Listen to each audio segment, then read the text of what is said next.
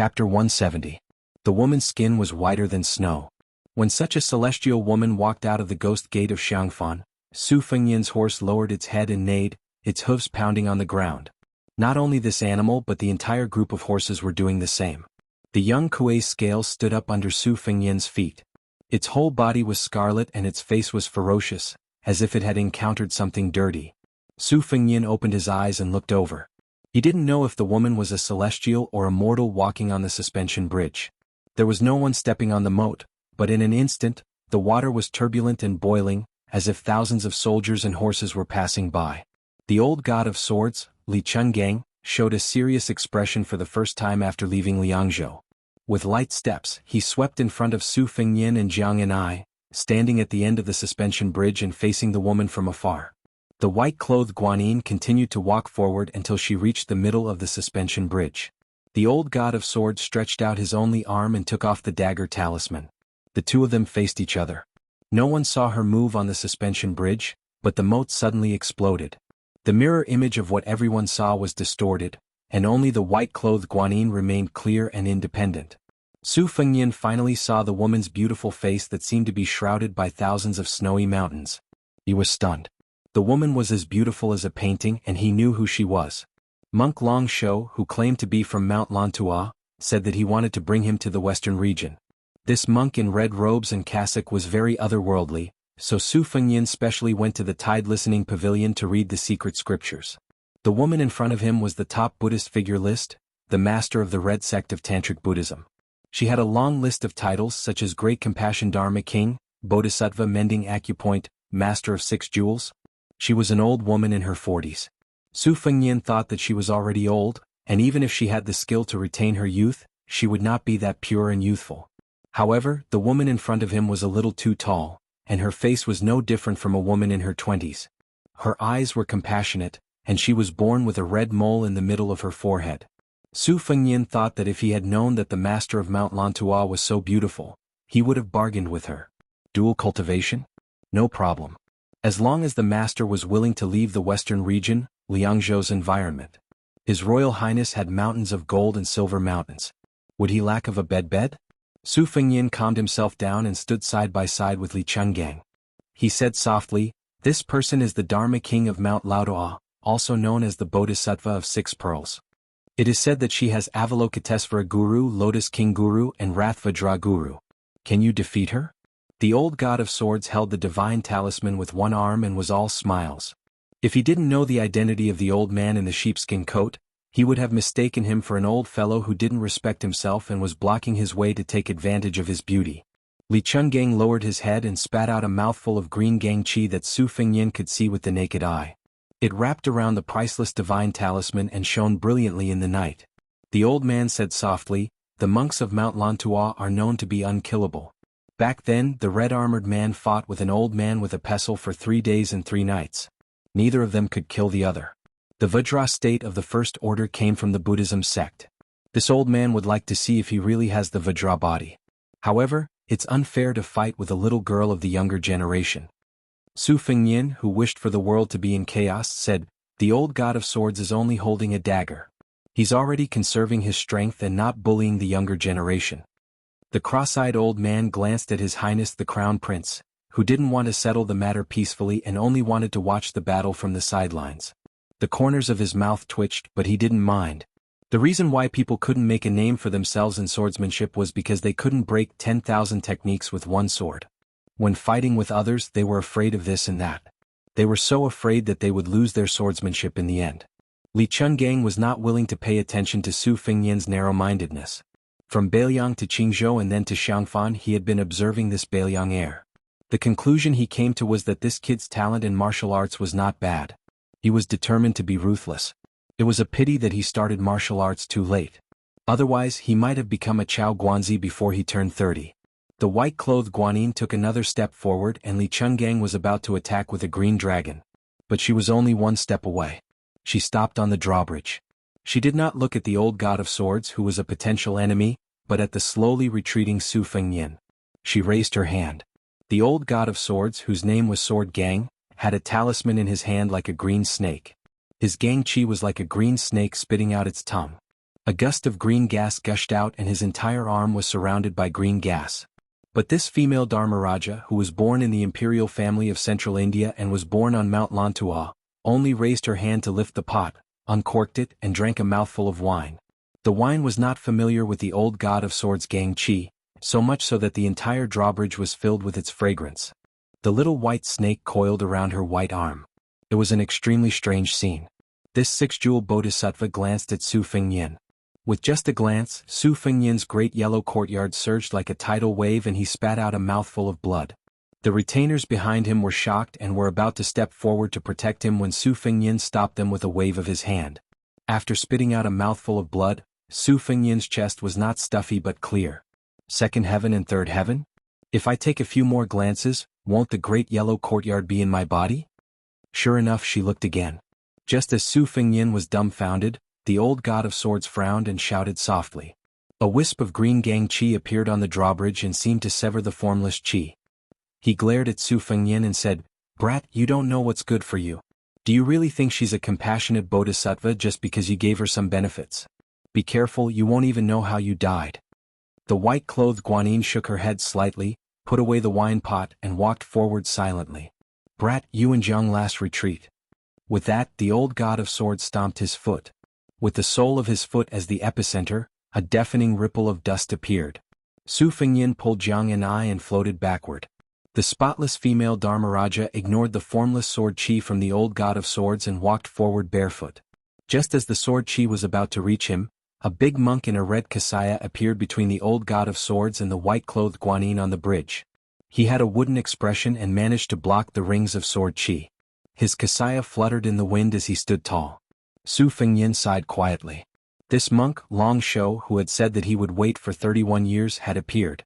If it was just a six-jeweled Dharmaraja, Su Fengyan believed that with Li Chuangong's strength and the second-rank retainers behind him, it would not be impossible for them to trap this Guanyin of Mount Lantua, let alone kill her.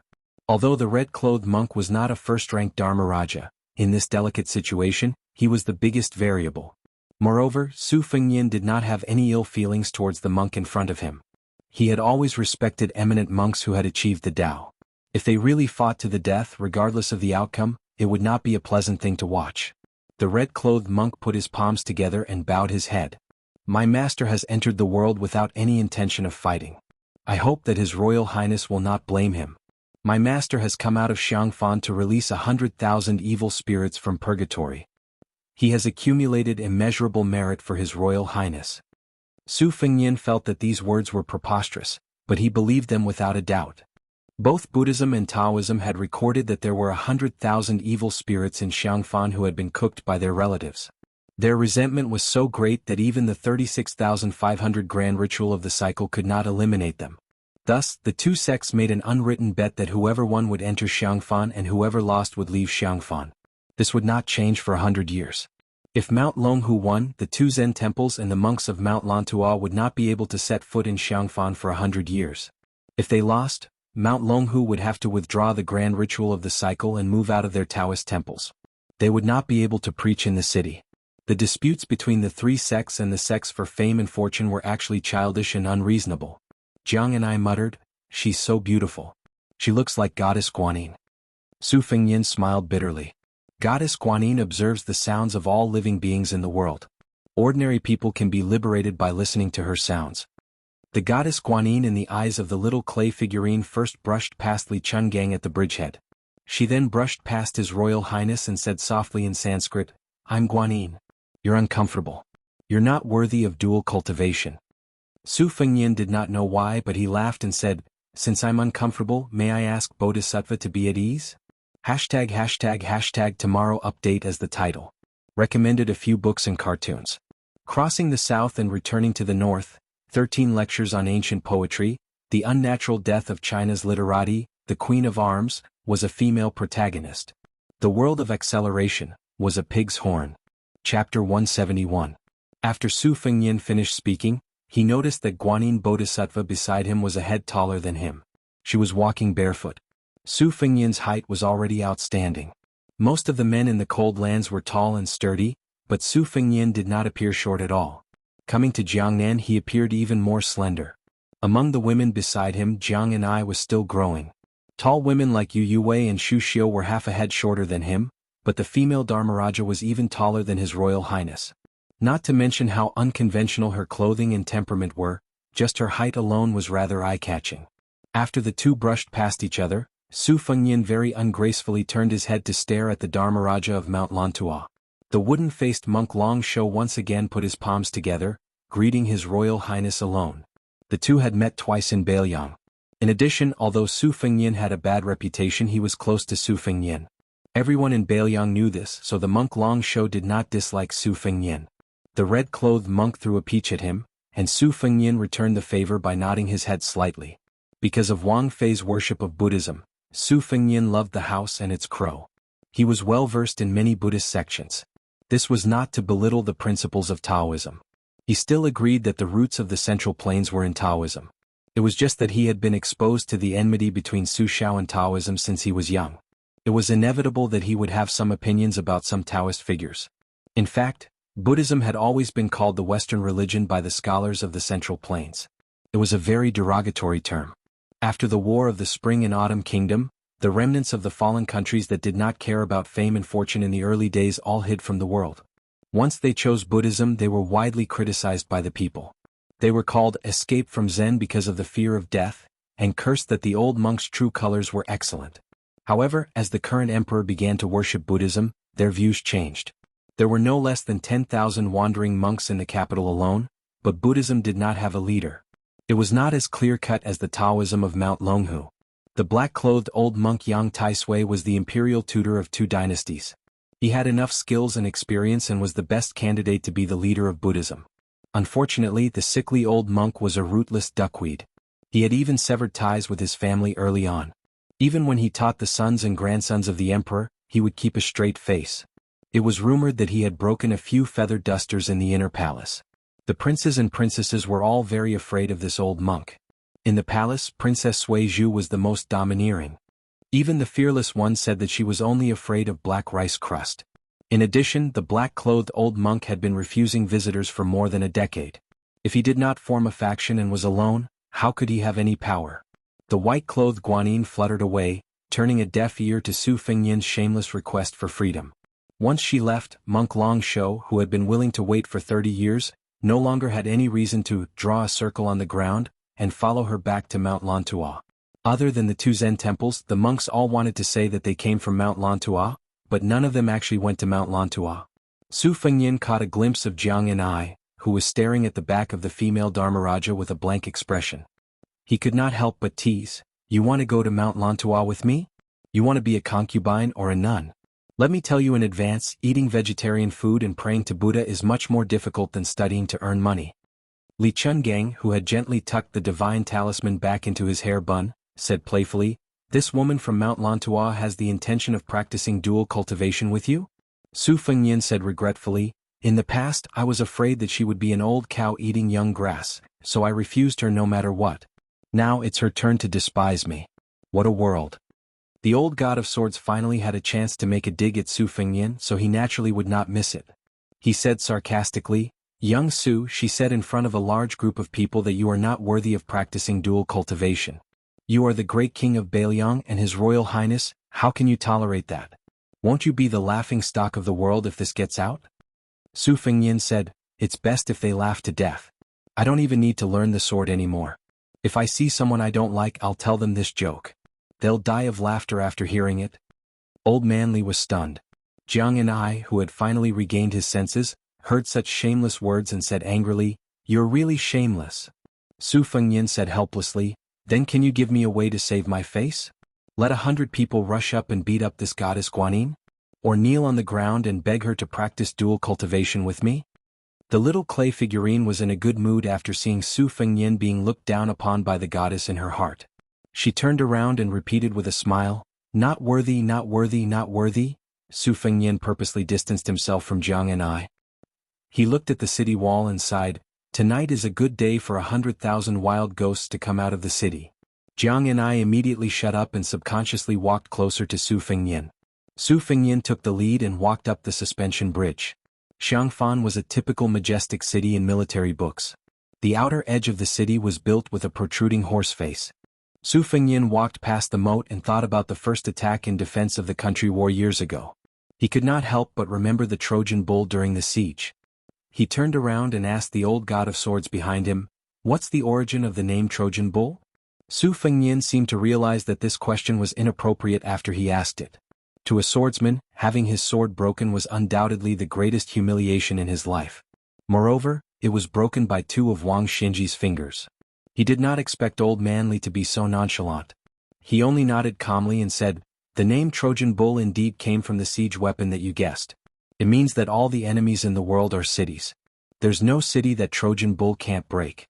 The forging of Trojan bull and the divine talisman are no different. They both came from a piece of flying rock. The previous emperor sent people overseas to visit immortals.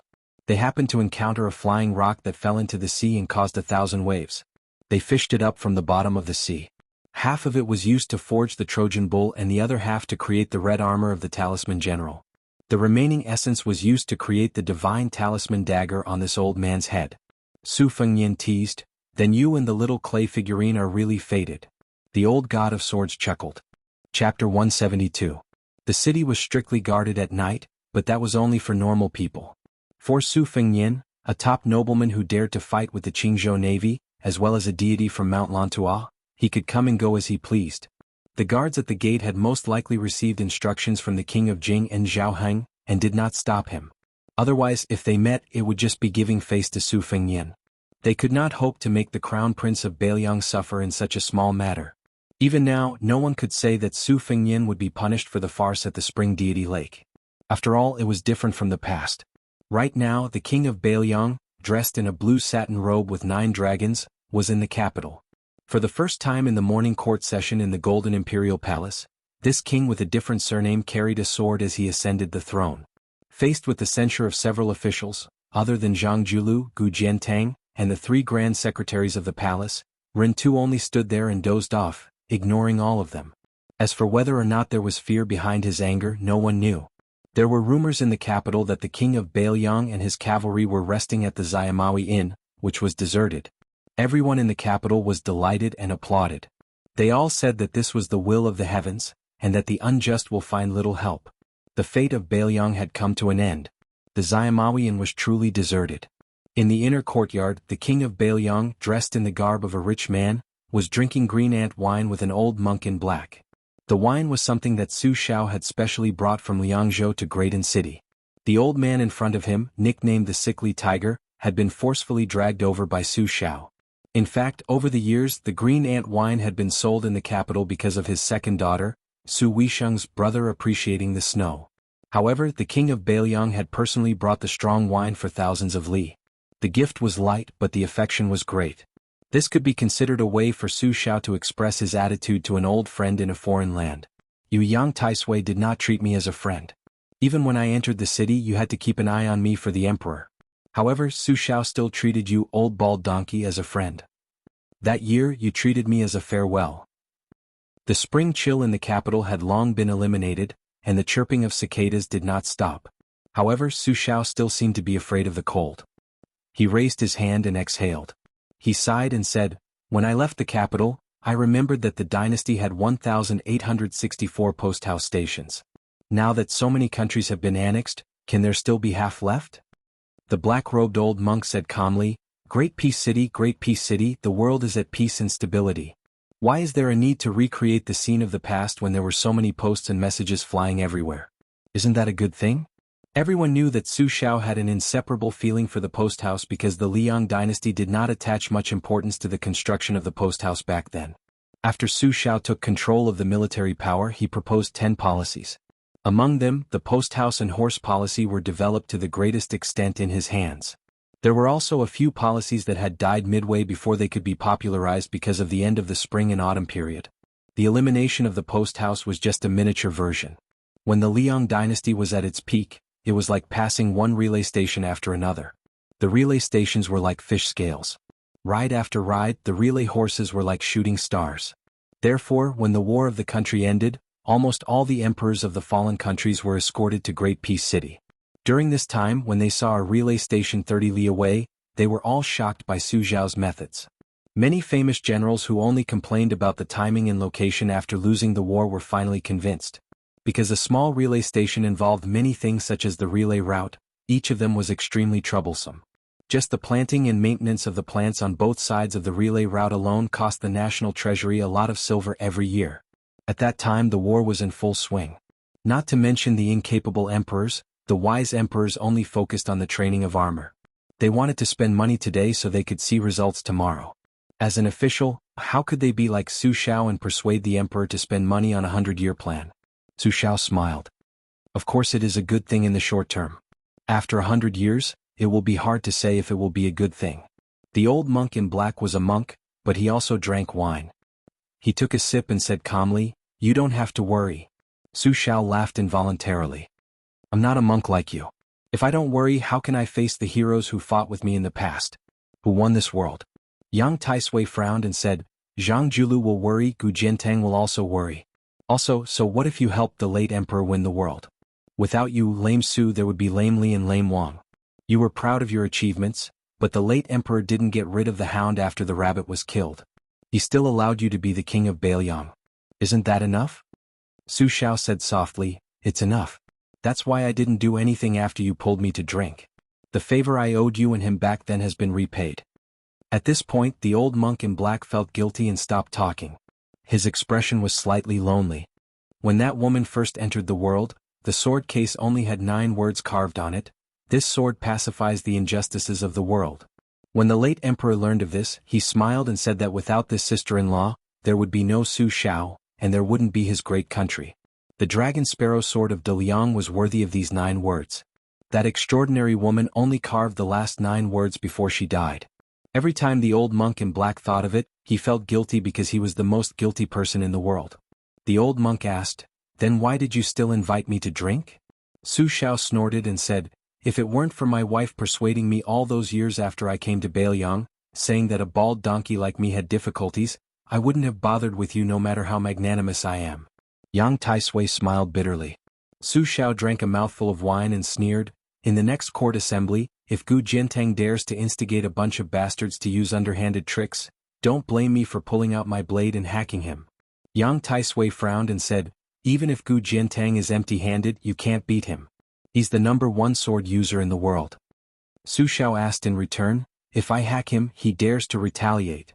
Back then, when I beheaded his direct descendant and hung him on the city wall, he dares to stop me? He didn't dare back then, and now that he's getting older and older, he dares even less." The old monk in black chuckled and said, "Seems like he doesn't dare." Su Xiao smiled and said, "Isn't that so? How was this the king of Bailiang wearing a 5-clawed python robe?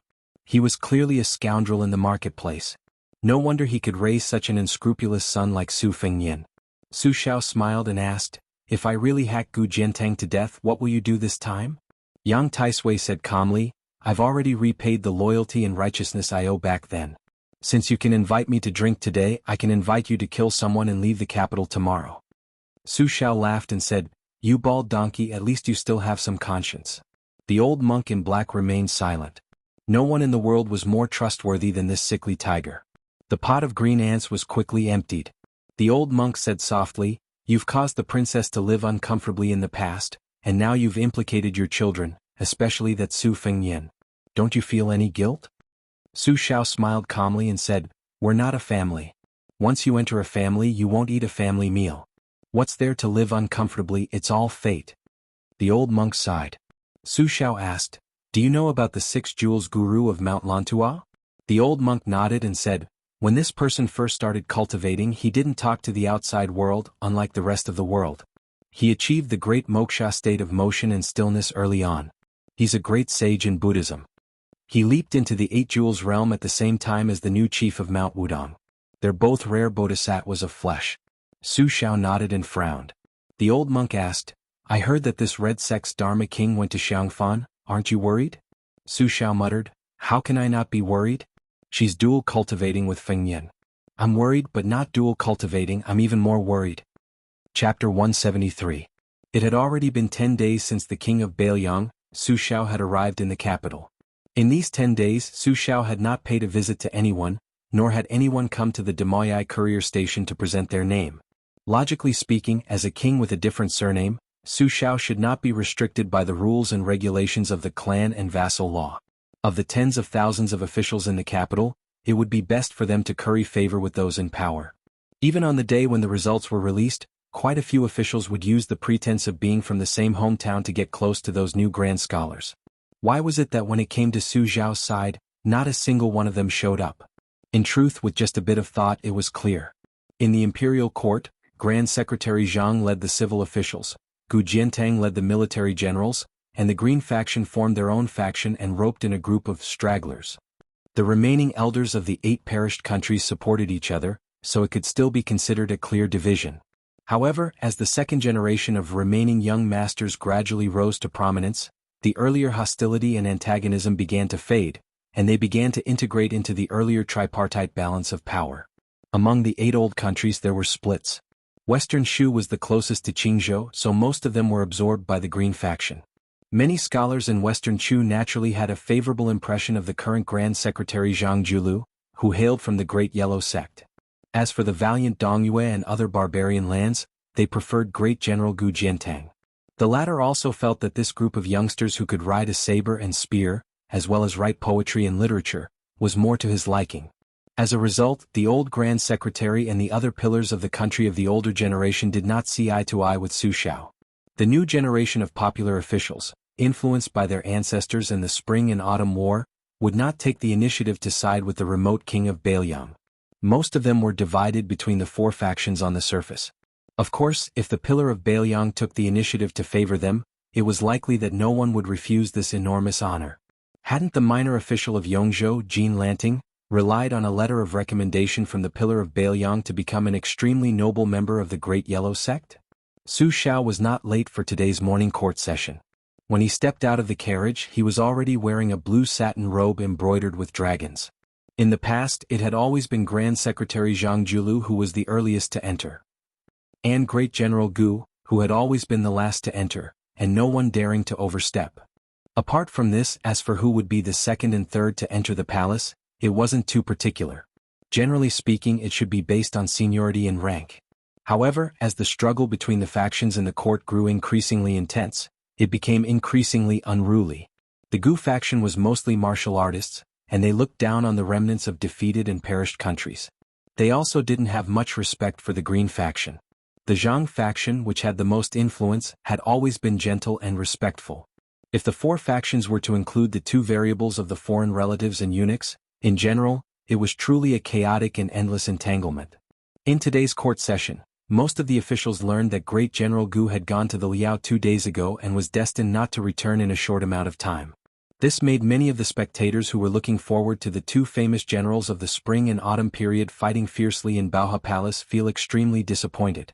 Perhaps because the group of tigers had no leader, the Gu faction, who were originally used to being unreasonable and fighting to enter the palace, was extremely low-key today, not in a rush to pass South Tianmen. They only eyed the old cripple in the blue satin robe covetously. The Gu faction didn't make a move.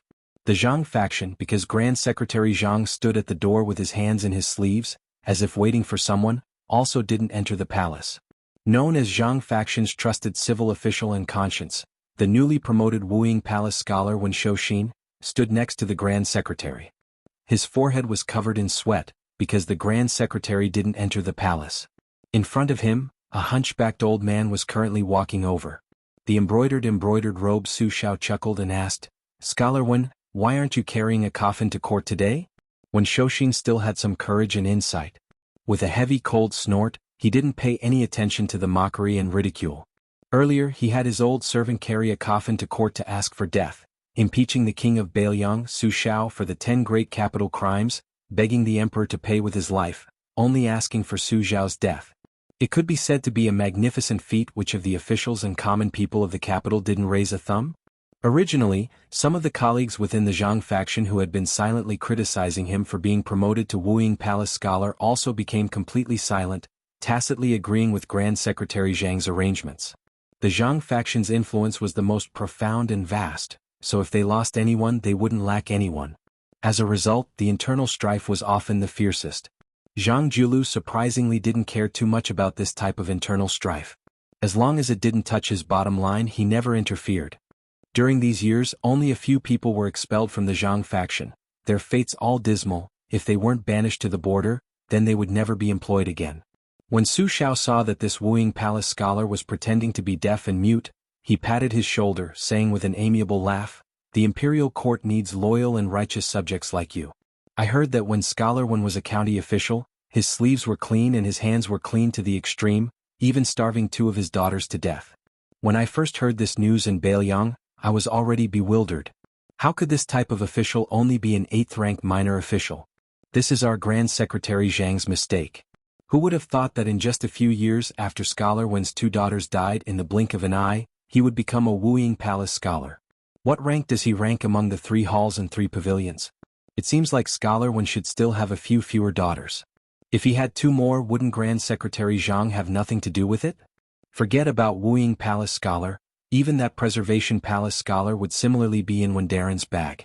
However, it's hard to say if Grand Secretary Jianghu doesn't have many teachers. Just the death of an old Grand Secretary, yet he already has his current glory, when Darren still can't compare. Doesn't this mean that you 2 Darren are both profiting from the dead? Ha, these words are nonsense. The 2 Darren are both magnanimous prime ministers. Please don't take it to heart. When Shoshin's face flushed completely red, he wanted to curse out, but he didn't dare, feeling extremely sullen. There were a lot of Zhang faction officials who pretended to be angry, but there weren't actually that many who were truly angry. To the side, Grand Secretary Zhang Julu was over 50 years old, but he didn't look old. This current number 1 person's appearance was especially praised by others, with a purple beard and blue eyes, extremely imposing. When he was young, he was nicknamed Blue Eyes. When he worked as an aide for the old Grand Secretary, he was greatly valued. However, the old Grand Secretary was patient, willing to spend 30 years to carve this piece of unpolished jade.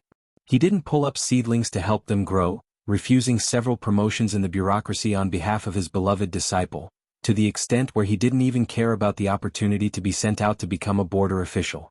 Meanwhile, Zhang Julu was even more patient, spending 30 years of his life in the imperial family, neither arrogant nor impetuous, always patiently watching the court's political affairs with the cold eye of a bystander, only watching and listening, the only thing he didn't say. As soon as he left the imperial family, he became a dragon. Within 2 years after his respected teacher's death, he continuously rose 11 levels, taking over the old Grand Secretary's empty position, so much so that his position of authority even surpassed the old Grand Secretary's.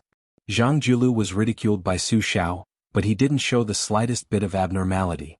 With an expressionless face he said, "Yang Guosher once said that if you have Buddha in your heart, you will see everyone as Buddha. If you have feces in your heart, you will see everything as feces." It is said that De Zhugua was also present when Yang Guosher said this. I don't know if De Zhugua heard it in his ears or in his heart. Su Xiao laughed out loud and said, "Whatever Yang Taisui said, no matter what you all think except for the good things he said about me, I'll just treat it as bullshit." Zhang Julu dismissed it with a light laugh. The main buildings behind the imperial city's south gate were the 3 outer court halls and the 9 inner court halls. Among the 3 halls, the Palace of Preserving Peace was the most expensive. The common people in the marketplace called it the Hall of Golden Imperial Audience. They thought that all court meetings were held there, but that wasn't the case. The Palace of Preserving Peace was usually used for all kinds of major ceremonies. His Majesty would usually hold court in the Tianqian Palace or the Hall of Cultivation Spirit. It was probably to show his respect to the King of Beiliang, Su Xiao, that the 2 morning court meetings were held in the Palace of Preserving Peace. The roof of the Palace of Preserving Peace had a total of 18,000 dragon patterns. The roof of the Palace of Preserving Peace, the roof of the Palace of Preserving Peace, the roof of the Palace of Preserving Peace, the roof of the Palace of Preserving Peace. This was only the scale of the Palace of Preserving Peace. Spread out, the number of dragon patterns in the imperial city was innumerable. The huge platform of the Palace of Preserving Peace had the character, Earth, facing the south. Starting from the south of the imperial city, the central axis of the Palace of Preserving Peace, the 3 halls were lined up in a row. Not a single tree was planted. To meet the Son of Heaven, the imperial road was long. The eunuchs and imperial bodyguards were hidden in the shadows of the strictly guarded buildings on both sides of the road. It was as if they were the only ones walking in the world. Therefore, when the blood-soaked Su Xiao met the emperor for the first time, he was counting the number of steps to dispel his fear.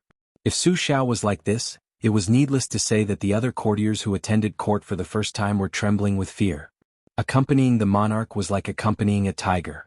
Especially since the two successive emperors of the dynasty were both heroes and great strategists. The monarch's scheming had reached the peak of perfection. No one dared to say that they were familiar with figuring out the emperor's will. This made the courtiers feel as if they were walking on thin ice. Today the blue-eyed Jianghu intended to let Su Xiao be the first to attend court. Su Xiao also did not decline his responsibility and took the lead to walk through the towering palace gate. It seemed that other than Jianghu, everyone had forgotten that as long as the Palace of Preserving Peace's Grand Secretary was empty, the civil officials had to respect the Great Pillar State as their leader. Chapter 174. Ever since Wudong's old chief Wang Zhongluo passed away, the incense that was already not much had decreased by a bit.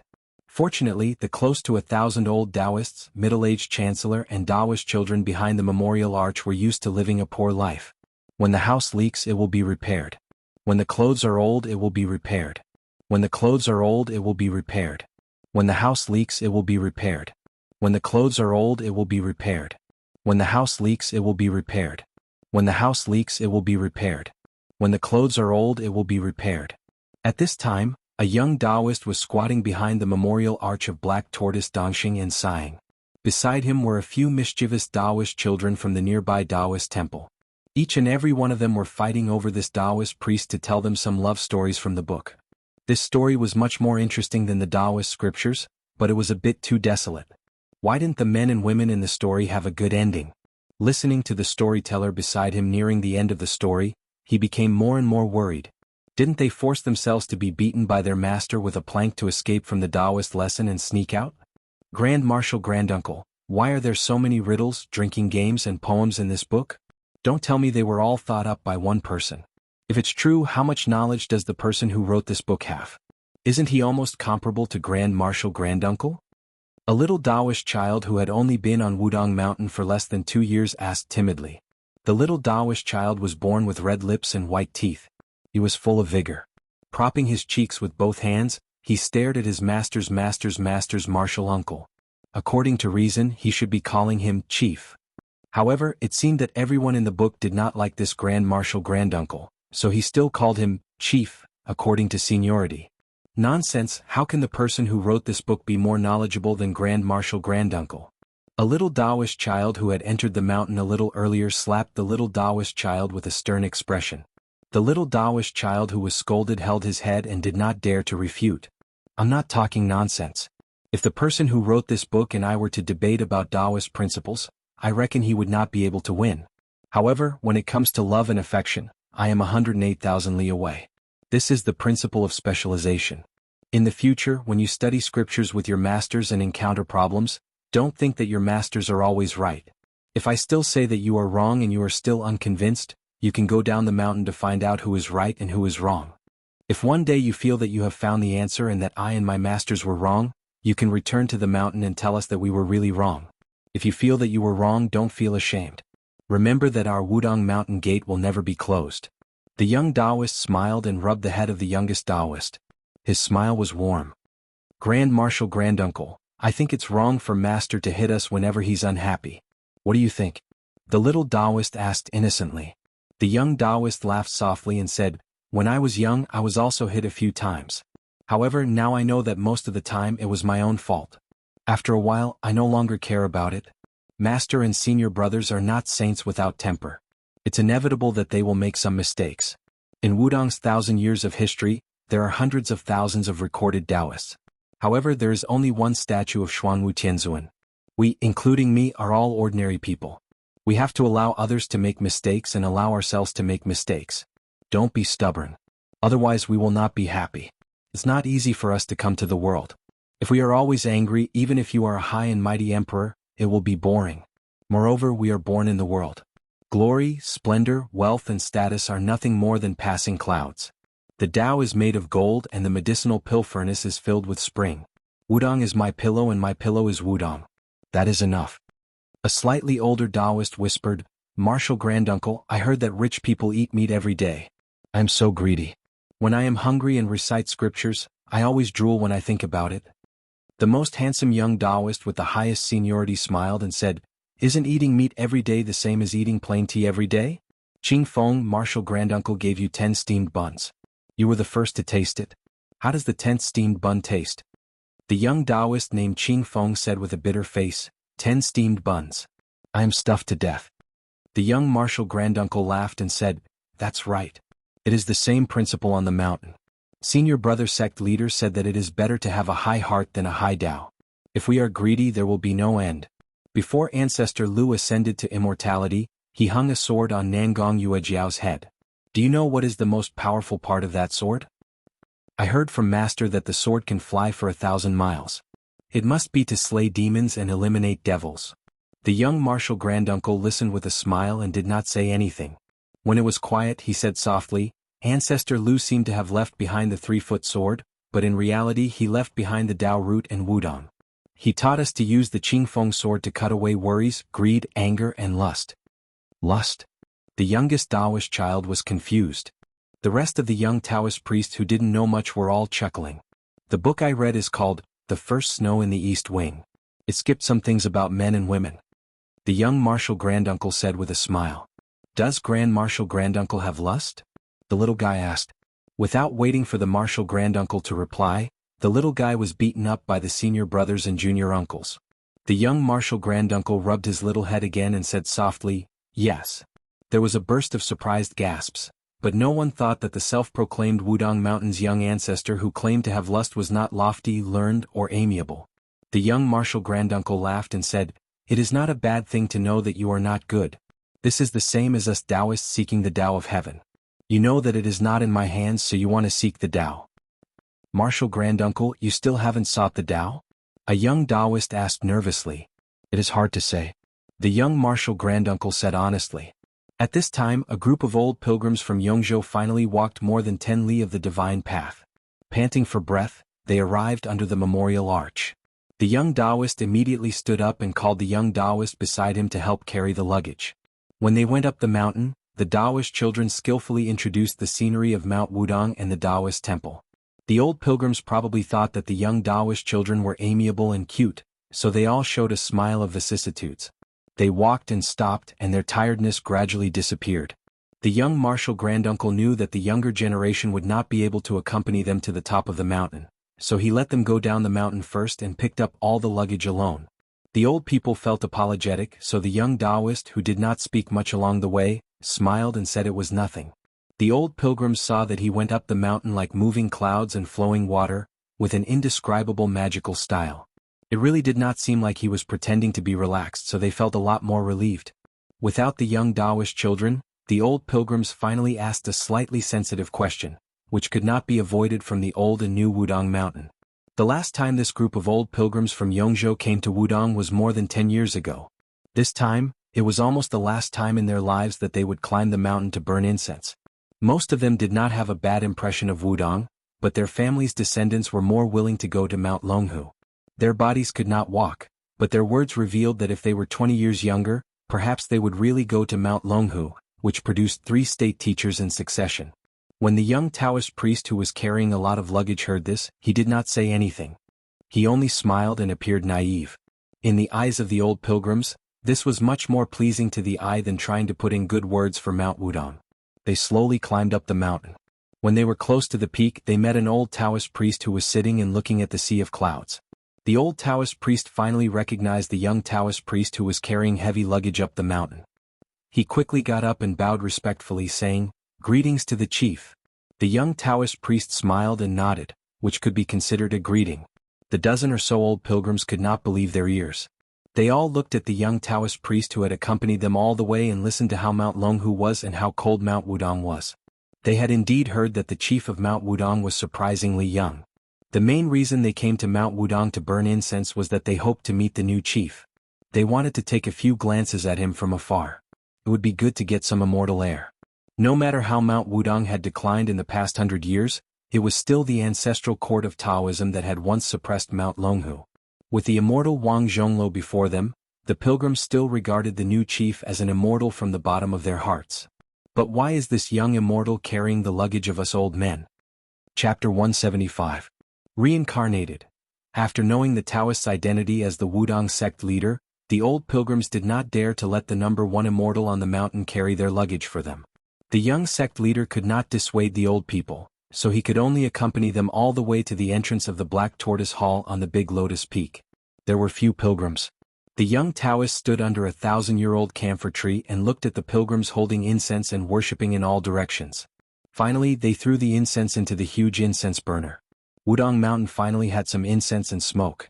He suddenly turned his head and saw a Taoist dressed in a Taoist robe outside the mountain. He held a white-tail horsetail whisk in his hand, and his hair was tied up in a bun made of boxwood. His expression was solemn as he slowly walked through the door. There was no dust on his body. Just by looking at his immortal aura, even the Wudong sect leader under the camphor tree seemed to be far inferior. The young Taoist slightly bowed to the uninvited guest. The slightly older Taoist ignored him and only looked into the Black Tortoise Hall. He could vaguely see the magnificent statue of Jianghu, Great Emperor, in the hall. The statue was several feet tall, with long hair and bare feet. He wore golden armor and stepped on a black tortoise. The Taoist looked at the red bronze statue and then looked at the incense burner outside the hall. He shook his head and muttered, "Suppressing the demons and ruling the north, only Black Tortoise can stop him?" After becoming the sect leader of Wudong, the Taoist quietly stood far away. He heard the Taoist's question but did not directly answer. He only asked with uncertainty, "Probably?" The foreign Taoist frowned, "Even you are not sure?" The young sect leader smiled and asked, "Mount Longhu said that you are the reincarnation of 3 generations of grandmasters. They also said that back then Grandmaster Lu split the Azure Gall Sword embryo into 3 and you obtained one of them. Tell me, is this true or false?" Unexpectedly, the Taoist shook his head without hesitation. "It's false." The new sect leader of Wudong was probably shocked and was speechless. On the contrary, the Dragon Tiger Taoist priest who was in another sect's territory appeared to be overbearing. Finally, he was willing to take a look. He looked at the number 1 person of Wudong whose aura and demeanor were not as good as any of the Taoist priests in the Taoist Master Mansion. He asked, "You're called Hong Shixiang?" The fellow called Hong Shixiang nodded his head, squatting down on the stone steps, exchanging glances with each other. Although the Taoist of Mount Longhu in front of him had an overbearing aura, it takes 2 to clap, isn't it? The person squatting there was neither red nor white in the face, as if he had seen a guest from afar, the kind that was half unfamiliar with him. Therefore he was neither pretentious nor warm, nor did he have a cold expression. Thus, the confrontation between the two was not as tense as before, but instead, it was as if a chicken was talking to a duck. The visitor of Mount Longhu knew that he was called Hong Shixiang. Since Hong Shixiang knew about the Qingdan sword embryo, he naturally knew that this person with a great background had the surname Qi and the name Xianxia. Other than this name being unforgettable, it was more because this person with the surname Qi was not only famous in Mount Longhu and the Taoist Master Mansion, but also in the entire world of Taoism. Qi Xianxia was a genius that was second to none. In the future he was destined to be the pillar of the orthodoxy. The reason that Wudong knew was very simple. Little Wang Shixiang's swordsmanship was already outstanding enough. But Big Shixiang said that in the sect sword competition, Wang Xiaoping was only 3rd. The second place was an old senior from a blessed paradise. Both of them were suppressed by the young dragon tiger Qi Xianxia. Of course, rumors were just rumors. The truth had to be seen with one's own eyes. In Hong Shixiang's eyes, not only was the horsetail whisk in Qi Xianxia's hand a sword, even the ancient tree under the 1,000-year-old camphor was also a sword. Moreover, they were all unsheathed swords. There was a popular saying in the Jianghu, "I don't hold a sword, but I have thousands of swords." It was probably a vivid portrayal of Qi Xianxia. Hong Shixiang, who was squatting on the stone steps, sighed heavily. Look, the foot of the mountain was full of powerful people and terrifying things. How dangerous. As for why Qi Xianxia came up the mountain, Hong Shixiang was not really an idiot who did not understand the ways of the world. There were not many Taoist temples in Wudong, but there were also quite a number of them. It was inevitable that there would be some small conflicts between Taoist temples. If someone was not convinced, they would visit the temple every now and then to argue. In private, if the young Taoist lost in words, they would use their fists to reason. When he was young, he would ride a bull and wander around the mountains. He would always meet some juniors who had arranged to settle this privately, in a secluded place on the mountain. In the past, he was very happy to watch from the sidelines. Now that he was the chief, he could not clap his hands and cheer. He could only wait until the fight was over and then mediate. On Longhu's side, other than Qi Xianxia, no one else was suitable to come to Wudong. The 4 great Taoist masters were old. Even if they won in a war of words, it would not be glorious. Among the young Taoist masters, Mr. White Lotus was invincible in debate. However, if Hong Shixiang did not care about what Mr. White Lotus said and agreed to it, Mr. White Lotus would probably be helpless. Xianxia was different. Was he really going to fight? Xianxia said that his Qingdan sword embryo was fake. However, no matter how Hong Shixiang looked at it, this guy's edge was hard to resist. Xianxia looked at Hong Shixiang's awkward expression. It did not seem to be fake. Although his state of mind was still calm, he had expected countless situations. He did not expect that the new chief of Wudong would be such an unambitious and irresponsible person. If he did not see Hong Shixiang carrying the luggage for the pilgrims when he went up the mountain, Xianxia would have smashed the statue of Jianghu the great emperor. This was something that could be done with a few strokes of the horsetail whisk. As for whether Wudong and Longhu would become enemies because of this, Xianxia did not care at all. In the Taoist master's residence, for hundreds of years, they had a complicated attitude towards Lu Dongxian. No matter how good Lu Dongxian was in poetry and sword, he was still an old immortal on Wudong Mountain. There were countless immortals in Longhu Mountain, and there were also a few great Taoist masters. However, they did not seem to be as approachable as Lu Dongxian.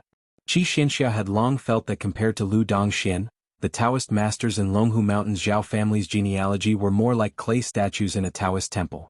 They were rigid and distant. They could not drink heroic wine or write soaring poems. They only looked high and mighty. Chapter 176. For a moment, the atmosphere outside the Hall of True Martial Arts was a bit cold. The older Taoist priests kept their distance. Only a few naive and ignorant little Taoist children gathered together to criticize the foreign Taoist priests. In the eyes of these children, whether the young martial granduncle was the leader or not, he was still the number one in the world. Wasn't the king of Bailiang His Royal Highness domineering enough? Wasn't he still subdued by the martial granduncle? Of course, this was mostly because they hadn't seen the scene of Su Fengyan beating up Hong Shixiang. But then again, even if they had seen it, the little Taoist children would only think that the martial granduncle was magnanimous and didn't lower himself to the same level as ordinary people. Xianxia took the initiative to ask, "Was the deed of thorough comprehension written by you? Was it not written by your senior brothers?" Hong Shixiang didn't answer the question. "There's nothing to entertain on the mountain, I'll give you one later." Xianxia frowned. Hong Shixiang suddenly asked, "Is the scenery of Jiangnan good?" Xianxia was silent. Hong Shixiang asked, "I heard that Longhu is quite close to Huding County, the weather there isn't cold, right?" Xianxia seemed to be annoyed by this kind of boring question. His tone became colder. "Why don't you go there yourself?" This time it was Hong Shixiang's turn to be silent. Probably thinking of Hong Shixiang's statement that he had never left the mountain, and then associating it with the occasional secret from the Taoist master's residence, Xianxia's expression became strange. He hesitated, then sneered, "Huding County isn't cold right now, it's just that there's a big joke. Your king of Bailiang's eldest daughter Su Weisheng's improper conduct has angered everyone there.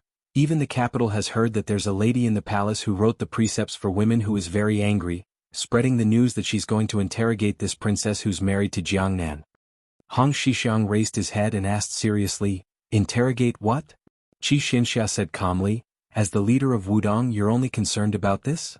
Hong Shixiang smiled, pointed to the statue of Jianghu great emperor in the hall and said, "That person is concerned about the suffering of the people. As for me, I don't have the ambition to help the people like your Taoist master mansion. I only care about the warmth of the mountain. As for the situation at the foot of the mountain, I'm just asking. By the way, tell me, what is the crime?" Xianxia ignored Hong Shixiang and looked at the devil-rinsing primogenitor in the dim hall again. He sighed softly and said, "It has been 1,000 years since it was forged." Xianxia turned around and said, "My path is different from yours. I will go to the Great Void Temple to take the ancient sword that ancestor Lu hung on the eaves. I don't know what crime she was charged with. All I know is that when the princess went to Mount Longhu to burn incense, she was stopped outside the mountain." Hong Shixiang stood up. He took a step forward. Back then, this young martial granduncle had stepped into the heavenly phenomenon realm. Today he took a step closer and snatched the horsetail whisk from Xianxia, the sword chief of Taoism. On Mount Wudong, the long-awaited arrival of wind and thunder was welcomed. Su Shao of the Great Pillar State led the civil and military officials on the central axis. At the end of the imperial road that ran through the square, he looked up and saw the towering hall on the three-story platform. The Palace of Preservation of Peace was the center of the dynasty, the center of the worship of thousands of dragons. To the entire world, the Palace of Preservation of Peace was just a square inch away. There were no more than 100 people standing here. However, the rise and fall of the empire depended on the people here and the government orders here. Even the slightest breath here would determine the health of the huge empire. The majestic platform on the third floor had a railing carved from white jade, thick red wooden pillars, green eaves and a golden glazed roof. It was extremely majestic and beautiful. A few years ago, the rear court of the imperial palace was burned down in a fire. Many palaces needed to be rebuilt. The stone and wood within a few hundred miles of the outskirts of the capital had long been cut down and excavated. Su Zhao's Bailiang transported countless giant stones and ancient trees here. One of the cloud dragon stone used as the stone steps of the rear eaves weighed 300 tons. One could see the extent of the labor and cost. At that time, complaints were heard everywhere. The remonstrant officials were even more excited as if they had been injected with chicken blood. They accused Su Xiao of being a treacherous official, saying that the king of Bailiang was flattering and demanding excessive taxes. There were even people who said that if Su Xiao did not die, the country would not be in trouble. However, the remonstrant officials who boasted of being untainted were really untainted. Su Xiao was still the Su Xiao who could get whatever he wanted, a high and powerful official who could not be moved. Walking on the central axis of the empire and reaching the end, one did not need to lower one's head. As long as one approached, one would see a huge wall of 9 dragons embedded in the ground. The 9 golden dragons were vivid and lifelike, as if they were about to soar into the sky in the next moment. On the left and right sides of the wall of 9 dragons were stone steps leading to the main hall. The civil officials walked on the left and the generals on the right. In the hundreds of years of the Liang dynasty, there had never been a fool who had walked on the wrong path. The older generation of officials all knew that every time Lame Su stepped onto the stone steps on the right side of the wall of 9 dragons, he would pause for a moment and mumble to himself, but no one had ever heard him clearly. Su Xiao was born a martial artist, so every time he went to court he would walk on the right side, no different from the first time he entered the capital. The imperial court had given him the title of Pillar of the Nation, and now it seemed that there was a bit of a drama going on. It was no wonder that the imperial court had been a chaotic mess back then, with people crying, kneeling, and furious. At this moment, the vast majority of the civil and military officials behind Su Xiao had never discussed politics with this prince of a different surname. So many of them were paying attention to Su Xiao's movements after he walked up the steps. As expected, Su Xiao glanced back at the southern imperial gate. But no one knew what the butcher Lame Su was thinking. Su Xiao thought that once he walked through that gate, he would truly have no choice. Normal people who approached the imperial gate would be questioned. Those who could walk into court would have a lot of glory and wealth, but as for how much they had to pay, that was a difficult question for each family. Even the one sitting high on the dragon chair in the main hall found it difficult to ask. Since the founding of the Liang dynasty, it had never stopped. In the early stages of the restoration of the imperial gate, the assassination of Emperor Huanling by eunuchs in the Jianghu palace, and then the attack on the eastern palace in the 6th year of Jianghu. Then there was the case of the scarecrow of Crown Prince Shunhe and the case of Emperor Rentai's sudden death from overdosing. Then there was the case of the moving of the imperial palace and the fight over the 3 official temples 50 years ago, and then the recent case of the white dress. The white dress. Su Xiao muttered to himself and then walked toward Baohe Palace. His eyes were cold. At the Maui embassy, he had already learned that not only had Fengnian provoked the Qingzhou navy on the Spring God Lake and been questioned by some people, even his eldest daughter, Su Weisheng, who had married off far away in Jiangnan, could not live a peaceful life. The group of bastards behind him really thought that his sword was just for decoration. On this day, Baohe Palace was in a great uproar. The world had only heard that after the court was dismissed, Su Xiao of the Great Pillar of Country had not even left the palace gates when he used the scabbard to cripple a third-rank official. Chapter 177. That night they had bumped into the white-clothed Guanyin and the ghosts. Even though they couldn't find an inn after entering the city, it didn't matter to them. They wandered around for 2 hours. During this time, several groups of patrolling guards took the initiative to stay far away from them. In the end, Xu Xiu finally found a place to rest by the lake. As they walked, it didn't match with her impression of the ghost city of Fengdu. Inside Xiangfan it was quite beautiful and prosperous. It was far from being comparable to the cities of Bailiang. King of Jing and Zhao Heng had spent 20 years of effort in managing the place. The inn was next to one of the most famous lakes in the world, Skinny Goat Lake. This lake had 10 sceneries. The inn was truly close to the water. It was reasonable for His Royal Highness to take out a large amount of silver as a stepping stone. Su Fengnian didn't immediately rest after he checked in. Instead, he sat on the second floor by the window and asked Blue Bird to boil a pot of wine. The green and white wand that Wuxia had brewed fell to the window. Blue Bird opened the secret letter and handed it over. After Su Fengnian finished reading it, he pinched it between two fingers and placed it on the candle flame to burn it to ashes. He gently blew away the ashes and couldn't help laughing. So lively. Blue Bird didn't interrupt. She just quietly looked at the young man sitting beside her. She looked at him for more than a decade. She also looked from a girl to a young girl to a woman. As a servant girl in the prince's residence, she didn't seem to work hard without complaint. Furthermore, the female servants in the manor were quite willing to work like cows and horses for His Royal Highness. As for Blue Bird, she didn't like to speak. Even when she smiled, she was reserved. As a result, she always gave people the feeling that she was like a piece of snow but as hard as iron. She wasn't as likable as the head servant girl of Wutong Garden, Sweet Potato. Su Fengnian had interacted with Blue Bird and had long become accustomed to this kind of self-talk. He very naturally continued to talk and laugh. The letter said that Su Xiao finally made a move. Outside of Baohe Palace, he beat a deputy agriculture minister half to death. That guy really doesn't have good eyesight. In the palace, not only did he talk about me playing around with the Qingzhou Navy, he also brought up a pot that didn't boil and said that my eldest sister's conduct was improper. If it were me in the palace, I reckon I wouldn't have the patience to walk out of the throne room. We need to quickly go to Gangnam-do and see my eldest sister first. Then we can immediately go see my second sister in Huang Manor. Eldest sister always says that Jiangnan's water and soil are good and that it has raised a street full of delicious girls, like baskets of green vegetables and radishes. I don't know if this is true or not. Blue Bird's smile was somewhat helpless. In fact, the stool was right in front of her, but she was still standing. She was very content. Su Fengnian drank a mouthful of wine and said with a smile, "The letter also said that the Jianghu is very lively right now. The civil, martial, rouge and other rankings have all been released. The newly released top 10 masters of the martial arts rankings is still Wang Xianxia.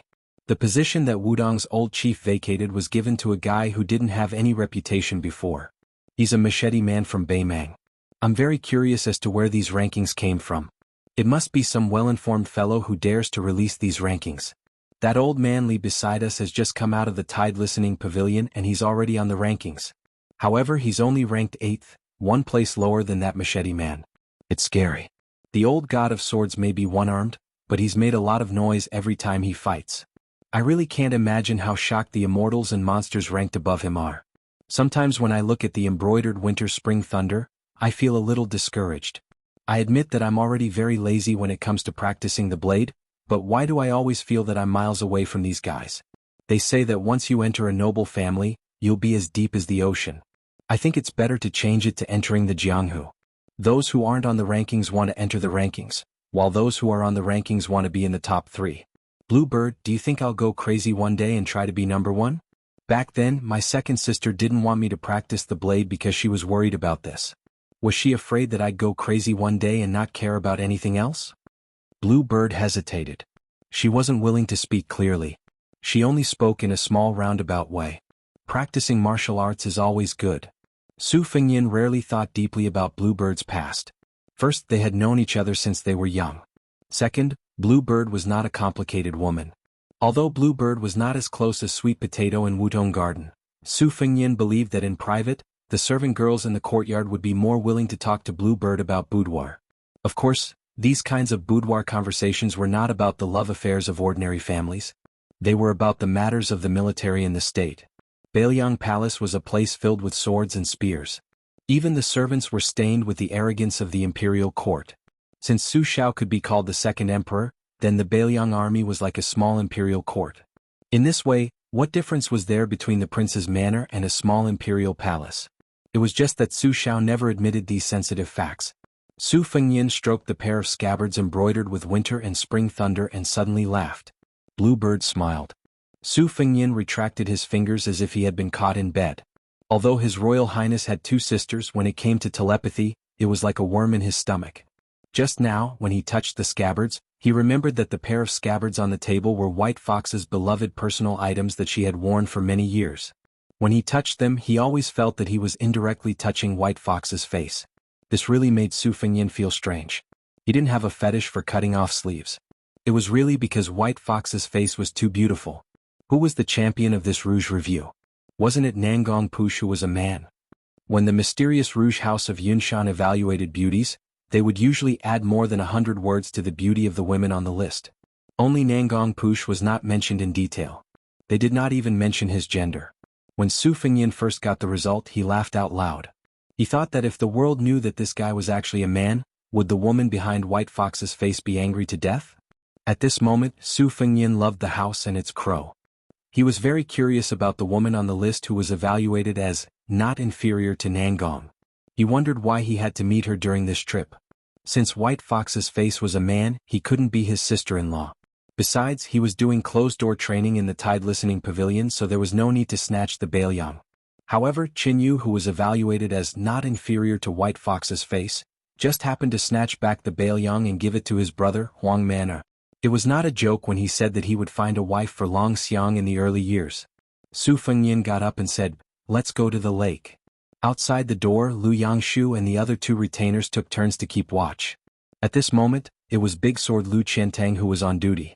He silently followed behind the master and retainer. Lean Goat Lake was famous all over the world. In terms of scenery, Lean Goat Lake could be said to be the best in the north and south.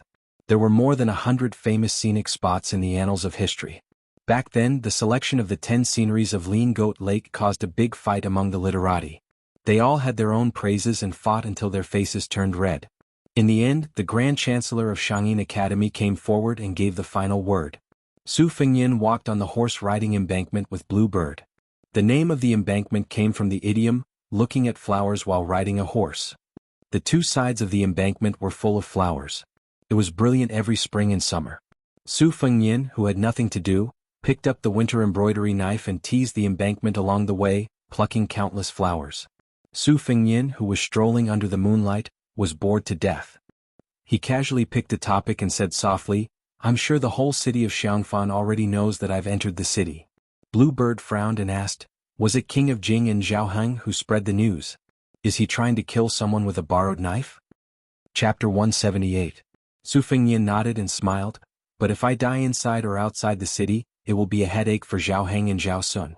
If a descendant of a vassal dies in a city under their jurisdiction, it will be harder to clean up their mess than if they were killed by arrows from the Qing province navy. If I don't add fuel to the fire in the city, I won't be able to determine if the Jianghu people will be able to kill me outside the city. No matter what, it is reasonable to say that the king of Jing and won't have any direct contact with me. Bluebird, if I go to Jing and Palace tomorrow, won't it be too much of a slap to Zhaoheng's face? This vassal king, in any case, was once the man closest to the dragon throne. These past few years, the dragon has roamed the shallows and the tiger has fallen to the plains. Do you think he won't get sick from holding it in? Otherwise, how could he have raised a son like Zhao Sun?" Su Fengyan rambled on and on without the slightest scruple. Bluebird was his family, and Lu Qiantang was a fallen slave who had become a retainer. As a martial artist of Jianghu, he wouldn't be as concerned about these rebellious words as an official. As expected, Su Fengyan suddenly glanced at Lu Qiantang, who was only vigilant of the surrounding movements. His expression was meticulous. Near a pavilion there was a thunderous snoring sound. A young man dressed in poor clothes was lying there. The sky was his blanket and the ground was his pillow. He was hugging a wooden sword. The sword was an ordinary sword style, but there was a wine gourd hanging from it. Su Fengyan originally wanted to walk past and not disturb the guy's golden millet dream. But he inadvertently saw half of the guy's face. Su Fengyan was stunned. Bluebird rarely saw His Royal Highness like this. For a moment, it was as if she was facing a great enemy. She was nervous. Lu Qiantang, who didn't let go of the slightest movement, immediately pulled out his sword. He thought that he had encountered an assassin with a great background. He didn't think that His Royal Highness would only quietly say, "You two stay away first." When Bluebird and Lu Qiantang were far away, Su Fengyan walked forward and lightly kicked the guy to the ground. The swordsman, who was startled awake, first had sleepy eyes. Then he began to curse. Then he had the same expression as Su Fengyan when he saw him. His face was full of disbelief. He wiped the drool from his mouth and rubbed his eyes. Pleasantly surprised, he said, "Surnamed Su?" How many times had he said it, but this bastard still wasn't willing to call out Su Fengyan's name. He always said that this name was too effeminate. It was so scholarly that it made him sound like he was from an aristocratic family. The next scene stunned Lu Qiantang. After the young man with the funny wooden sword confirmed His Royal Highness's identity, he punched His Royal Highness in the chest. However, His Royal Highness didn't get angry. Instead he laughed and punched back. It was probably because that guy felt that Su Fengyan's punch was heavier than his own. In his life he was the most calculative person. Feeling that he had suffered a great loss, he immediately rewarded Su Fengyan with another punch. In this way, Lu Qiantang saw His Royal Highness in the pavilion wrestling with a Jianghu boorish fellow who could smell the scent of poverty. This clearly exceeded the limits of Lu Qiantang's imagination. In the eyes of this second-level master, the Crown Prince of Bailiang wasn't someone who was easy to talk to. Not to mention that he dared to chase and beat up the great pillar state in the prince's mansion. He pinched Chu Lushan's fat face. Even after he left Bailiang, he first trampled on Qingyang Palace, then he started the Battle of Spring Deity Lake. Everything happened one after another. When had he ever seen His Royal Highness being beaten like this? Why didn't he fight back? The swordsman Lu Qiantang was a second-rank swordsman with exceptional eyesight. Naturally, he could tell that His Royal Highness was holding back too much every time he attacked. He was striving to be no different from ordinary people. Lu Qiantang had never dared to think that there was anyone in the world who was worthy of this crown prince's careful treatment. Occasionally, when he was free, he would compare His Royal Highness with the other princes in the capital. However, he always felt that Su Fengyan was more domineering and powerful if they were to really fight. The young swordsman in the pavilion was not a poetic young swordsman sleeping on the lake. He was a stark contrast to Su Fengyan. Not to mention the wooden sword, the gourd he picked from the vegetable garden, dried it and stored it in the sun to store wine. From head to toe, his clothes were really not worth more than 10 copper coins. On Mount Longhu, Xianxia wore hemp shoes. Moreover, the pair of hemp shoes on the little celestial master's feet did not need to be mended.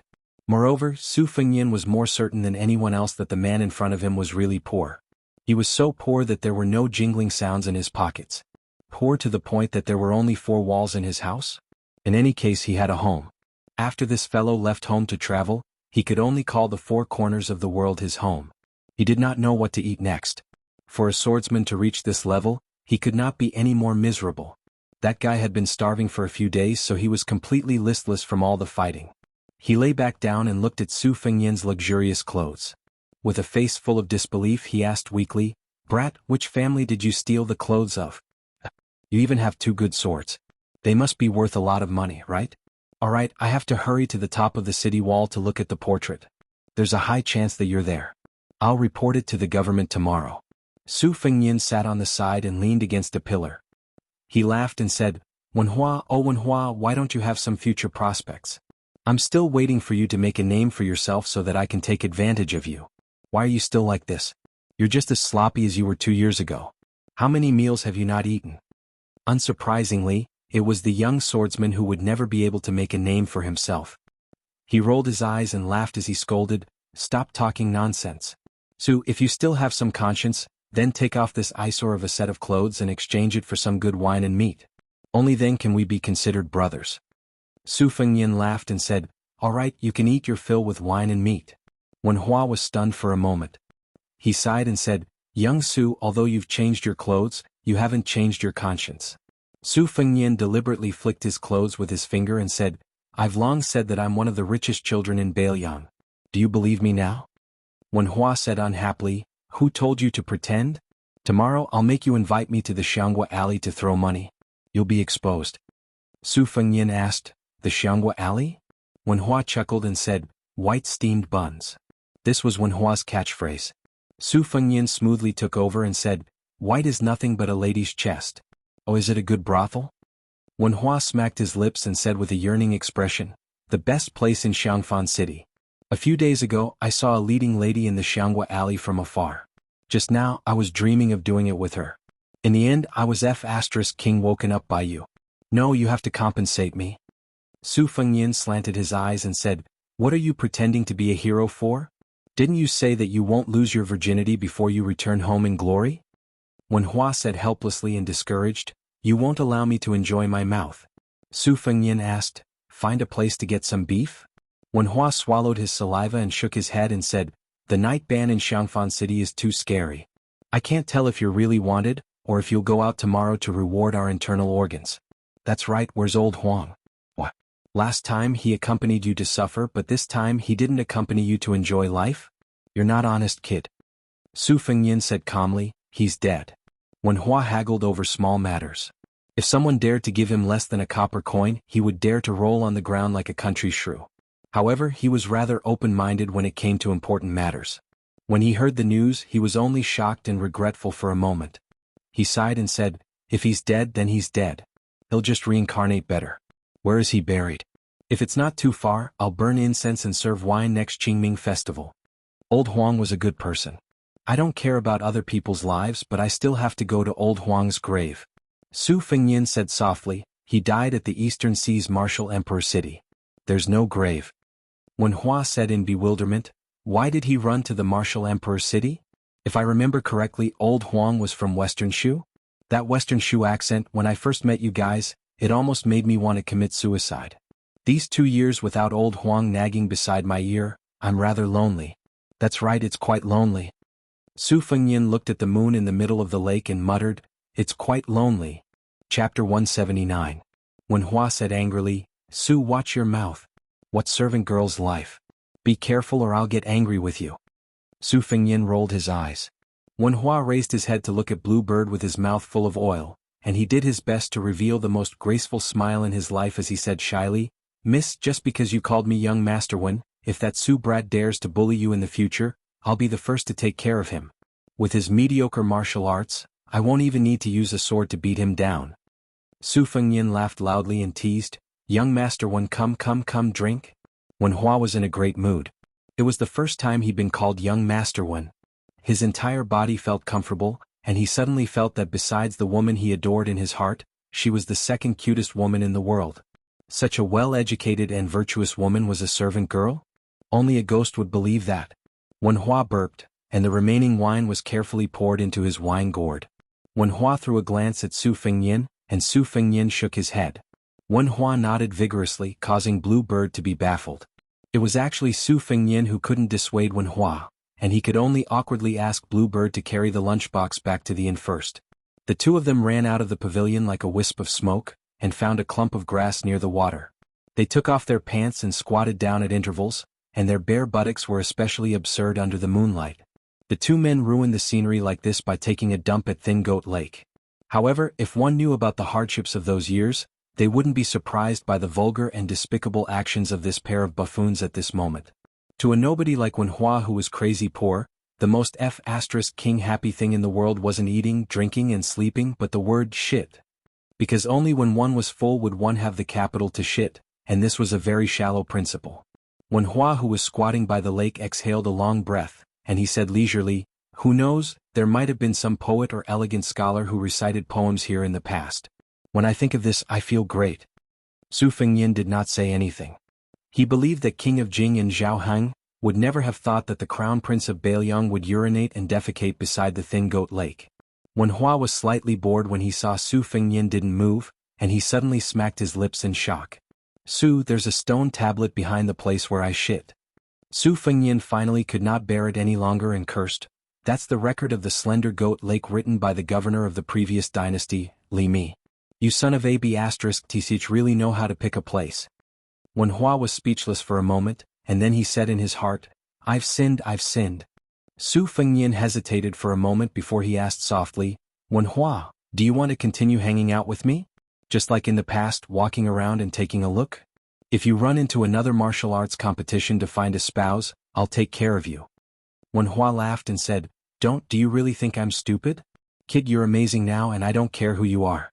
In any case, I still think of you as a brother, but brothers are brothers. Although freeloading is natural law, if you're willing to part with money, I'm afraid I won't have the heart to endure hardships. So you go your own way and I'll go mine. If we're fated to meet again, then we'll meet again. Hi, Wen Hua, don't talk about anything else, but when it comes to practicing the sword, I'm afraid I won't have the heart to endure hardships again. Kid, I appreciate your good intentions. Tomorrow I'll be leaving the city and I want to go to the Beimang border to take a look. Just take it as broadening my horizons." Su Fengnian said softly, "The border is going to be chaotic. You take it easy." Wen Hua exclaimed in surprise and joked, "Chaotic? Are you really the son of an aristocratic family from Beiliang?" Su Fengnian said with a laugh, "Isn't that so?" Wen Hua sighed and said, "Earlier I said I'd treat you to a meal of fine wine and meat, but I never thought I'd owe you another meal when we meet again."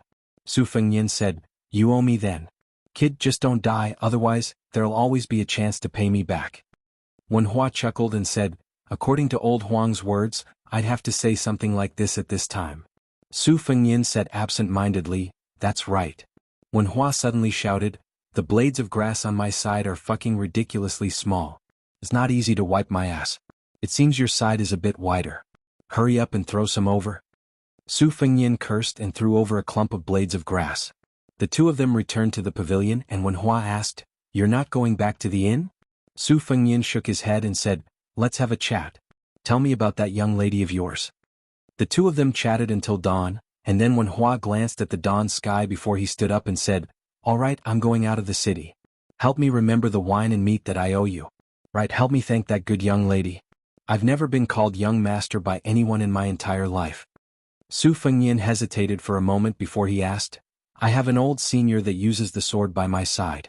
Do you want to meet him? Wen Hua held the wooden sword tightly, and then he smiled as he shook his head and said, no, that's someone else's sword in the end. Even if senior is willing to teach me, I won't be able to learn it.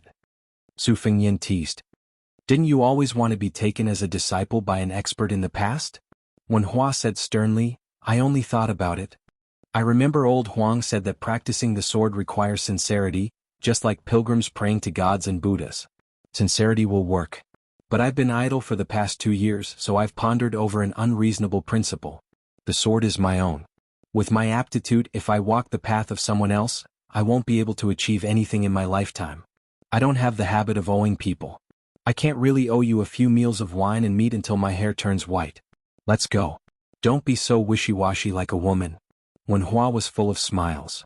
The steamed bun is white, but it's not as white as a young lady's chest. Su Fengyin's smile was intoxicating. The tip of a lotus is perky, but it's not as perky as a young lady's butt. On the long embankment of the willows, the wooden sword Wen Hua and the dual blades Su Fengyin high-fived and brushed past each other. Chapter 180. Su Fengyin took a few steps and turned around to send off the man, the pot, and the wooden sword as they walked across the long dike. Blue Bird stood there gracefully. Lu Qiantang had a solemn expression, but he was full of doubts. In the end, he could not guess the identity of the poor and pedantic young man. Given the wealth of Su Fengyin on the long dike, which was second only to the current emperor, it could be said that he was surrounded by nobles. The Dongyue swordsman had seen the liveliness of Bailiang Palace in the first month of the Lunar New Year. Those officials who enjoyed the shade under the big tree of the king of Bailiang could be said to be all feudal officials. When they met His Royal Highness, they had to put on an attentive smile on their faces. Lu Qiantang vaguely felt that the man with the wooden sword came from a humble background, but he did not dare to believe it. Or rather, he did not want to believe it. To this Bailiang servant, he would rather have Su Fengyin be a master who had no shrewdness or shrewdness. That way it would be easier to serve him. One Su Dezugwo was enough for him to not dare to breathe. If Su Fengyin was an ambitious fellow with great talent and bold vision, then being in the king's company was like being in the company of a tiger. Today he had provoked the king of Jing, and tomorrow, would it be the king of Guangling's turn? The day after tomorrow? How many years could Lu Qiantang, who still had a great pursuit of the way of the sword, live to practice the sword? Walking back to the inn with Blue Bird, Su Fengyin asked and answered his own question. Wen Hua did not want to see Li Chungang, but if I mention the name of the old god of swords, don't you think that kid will regret it? Even if I want to roll on the ground, I will still leave. This is where I am not as good as Wen Hua. He always knows what he cannot do and does it. Back then, every time there was a martial arts competition for a spouse, he would eagerly go up the arena. When the other chivalrous men jumped up, he had to obediently walk up the stairs. He pretended to be thick-skinned, but in his heart, he cared more than anyone else about those supercilious looks. But no matter how many times he was beaten off the arena, he would still go up the stage whenever he had the chance, just to be able to exchange moves with others. But in the end, I did not see him return what he learned. Why bother? While he was talking to himself, Jiang and I and the old god of swords just happened to be out sightseeing at the Thin Goat Lake. Su Fengyin kindly threw a smile at them, but no one paid him any attention. After returning to the inn, Su Fengyin ate his breakfast and hid in his room to pick out the moves from the martial arts manuals in his mind. They were all the essence of the top-secret manuals, such as the Greenwater Pavilion Sword Training Manual and the Whale Killing Sword. Originally, it would be best to have Li Chungang to guide him in this kind of technical work. With Su Fengyin's little experience, he was far from being able to give advice. But even with his knees, he knew that the old god of swords, who dared to criticize the outline of 1,000 swords as worthless, would not even bother to move his mouth. Sigh, if only White Fox's face was by his side. However, on the ship, Li Chungang had taught Su Fengyan a mysterious way of flicking the sword. He explained the sword moves and sword aura in simple terms, which had already benefited Su Fengyan greatly. Originally, he was like an idiot who had a mountain of treasures in front of him. After picking and choosing, he finally knew what to do. Yiyue carried Wu Meinyang and knocked on the door. After Bluebird opened the door, she said that she wanted to go sightseeing. Su Fengyan did not stop her and instructed Xu Xiu and Lu Qiantang to be her attendants. When Yiyue saw that Su Fengyan had no intention of going out, her expression became gloomy and her interest was somewhat reduced. Su Fengyan saw this and did not change his original intention. Jiang and I did not have time to study, so Su Fengyan had Bluebird go to the bookcase and pick out a few secret manuals. Among them, there was a secret manual on spear techniques called Arm Sutra, which was rumored to be written by the horse-racing spear Wu Kuang. The reason why Su Fengyan was particularly interested in it was because Li Chungang had occasionally mentioned it. The old sword god took a few glances and asserted that this book was a secret record of the spear Immortal Wang Xiu's experience when he was young. However, after he became famous, he found it vulgar and refused to admit it. Thus, he used the name of his direct disciple Wu Kuang. When Su Fengyan flipped through the book, he saw that Bluebird's expression was abnormal. He asked, "Do you know Wu Kuang?" Su Fengyan was just asking casually. Unexpectedly, Bluebird nodded her head. Wang Xiu was one of the 4 grandmasters who were equally famous as Li Chungang. At that time, he was known as the world's #1 spear art.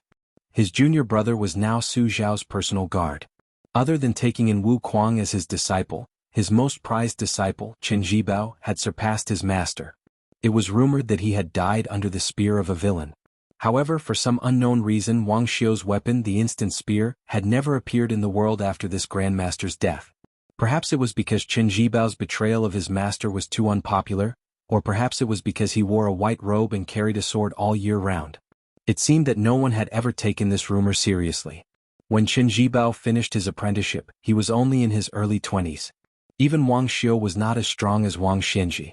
The older he got, the more immortal he looked. However, Chen Zhibao was indeed worthy of being Wang Xiu's disciple.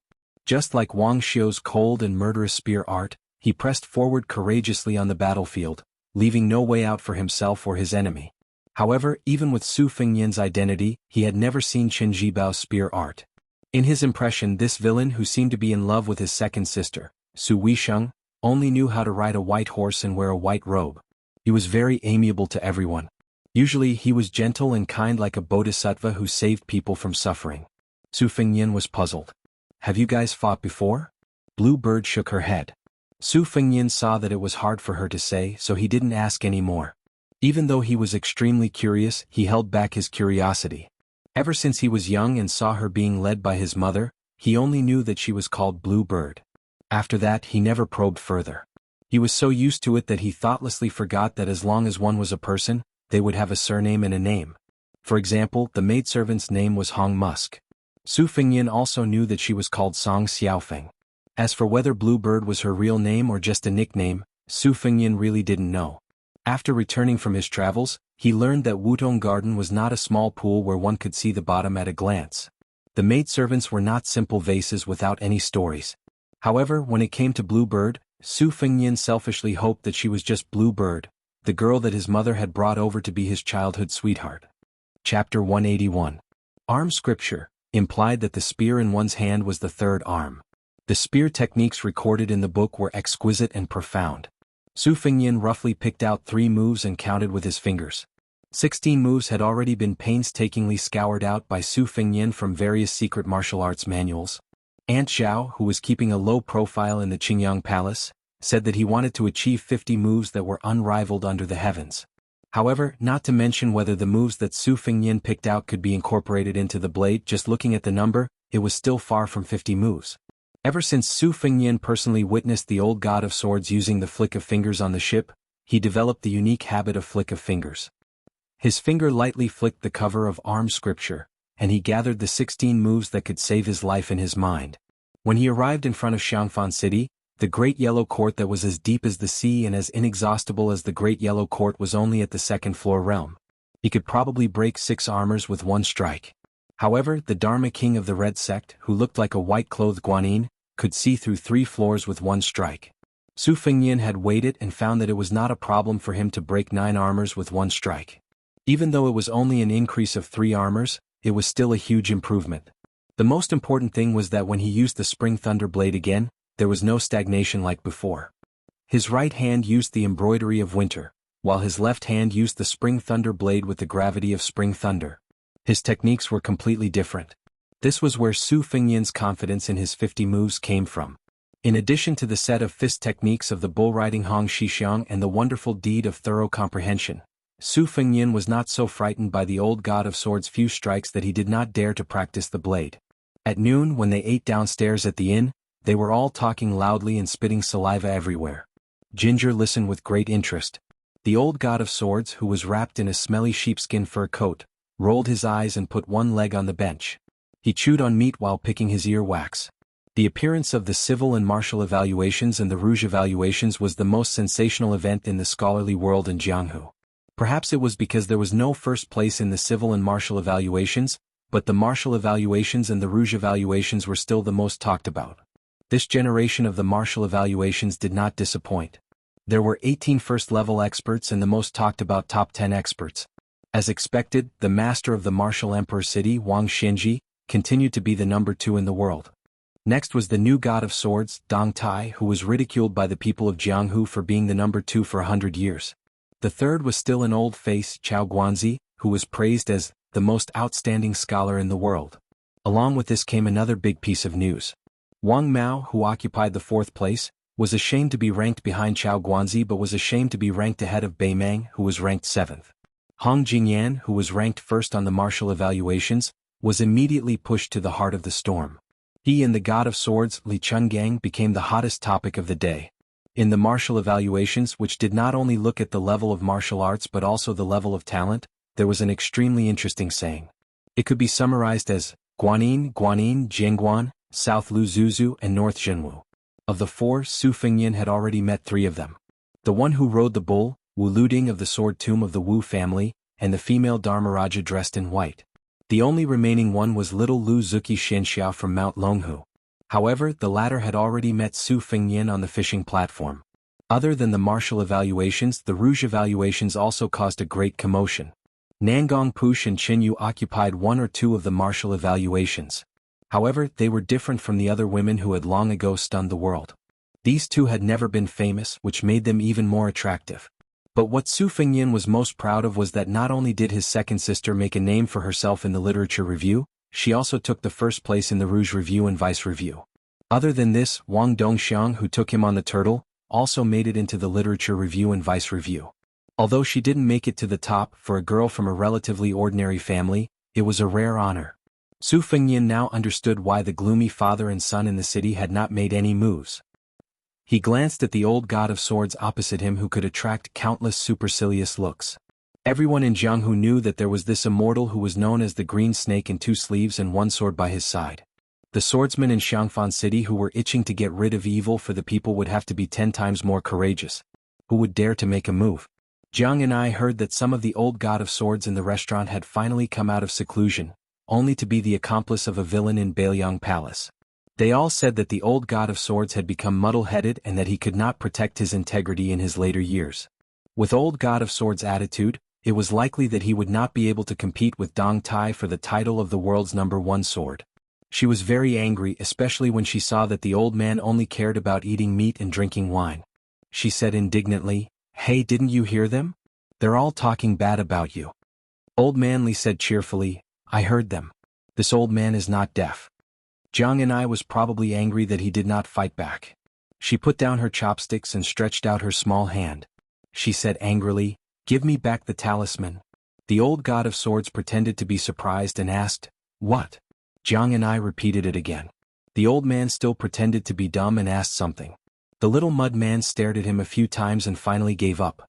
She completely ignored this old man who could clearly split the river with 1 sword and let others talk bad about him. Su Fengnian was not amused by her childish behavior and laughed out loud. Jiang and I heard it and angrily said, "What are you laughing at? I'm not going to study today." Su Fengnian smiled and said, "If you don't laugh then don't laugh. Let me talk to you." What kind of status does old God of Swords Li have?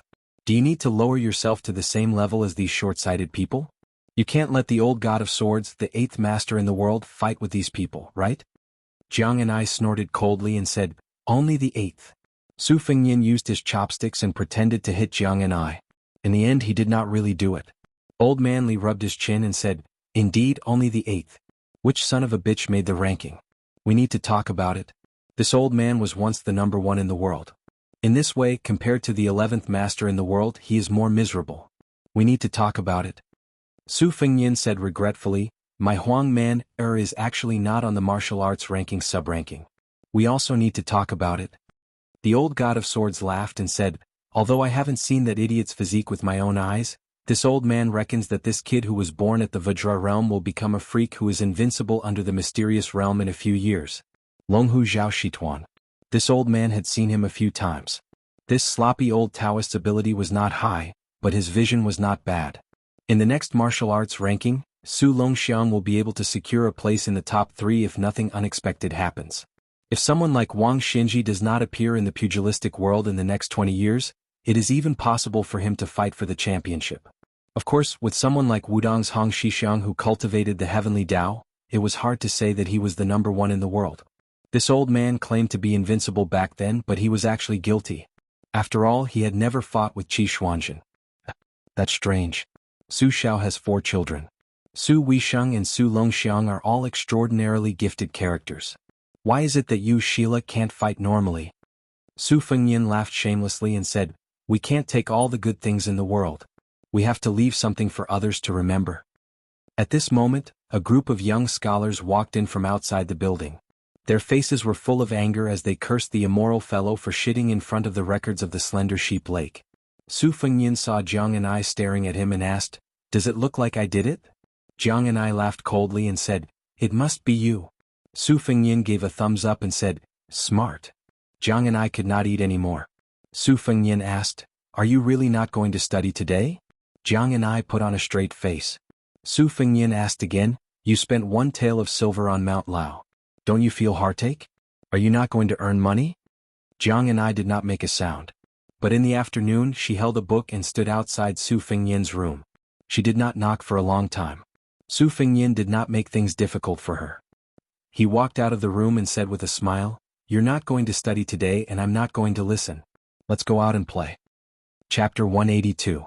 Su Fengyan was kind enough to take Jianghu out to relax, but she kept thinking about all the rumors she heard about the ghost city in Xiangfan. Admiring the lake with Su Fengyan was already the limit of her courage, so she did not dare to go out again. Even though Su Fengyan rarely made a losing deal and said that as long as she went out, he would treat it as if she had studied 10,000 words, Jianghu did not hesitate to refuse. Su Fengyan could only give up. He could not tie her up and go out. Besides, the itinerary was Diaoyu Lake, where the yin qi was the heaviest.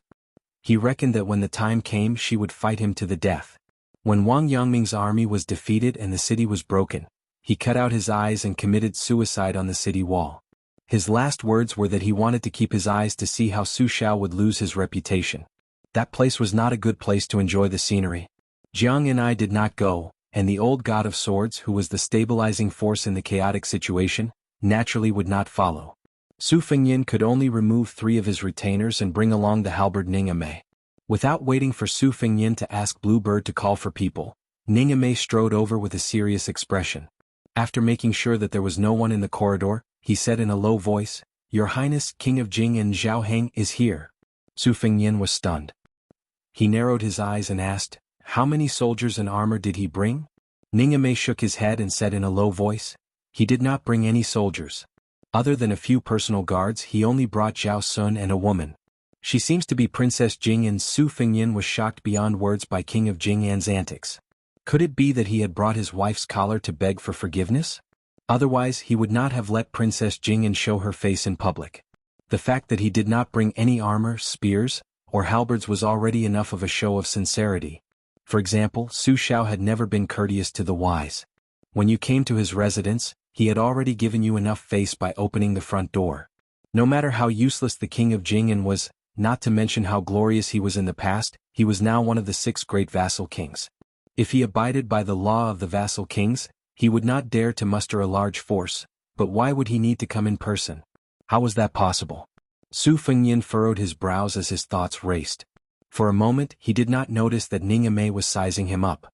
Outside the room, Jianghu was holding a book with an indifferent attitude, as if even if the sky fell, His Royal Highness would be there to support it. On the other hand, the meticulous bluebird saw Ningame's expression and immediately felt an indescribable murderous intent. Ningame seemed to have noticed it. He slanted his eyes and smiled calmly at Bluebird. Su Fengyan was thinking about how to deal with this situation and ignored the confrontation between Bluebird and Ningame. He paused for a moment and smiled. "Let's go, General Ning. Let's go and take a look. I heard that Princess Jing'an is an extremely charming beauty. If I remember correctly, she is one of the beauties in this Rouge Review. She is almost 40 years old and still able to be on the list. She must be a very beautiful woman." Ningame smiled and led the way. The appointment was to be held in a secluded room in the corner of the inn. Unknowingly, Lu Yangshu and the other two had gathered behind Su Fengyan. By the time Su Fengyan entered the room, even Li Chenggang was standing silently in the corner. At the door stood two imperial bodyguards of the Prince of Jing'an's estate who were in the prime of their lives. Their auras were strong and unending. One of them wielded a saber while the other was empty-handed.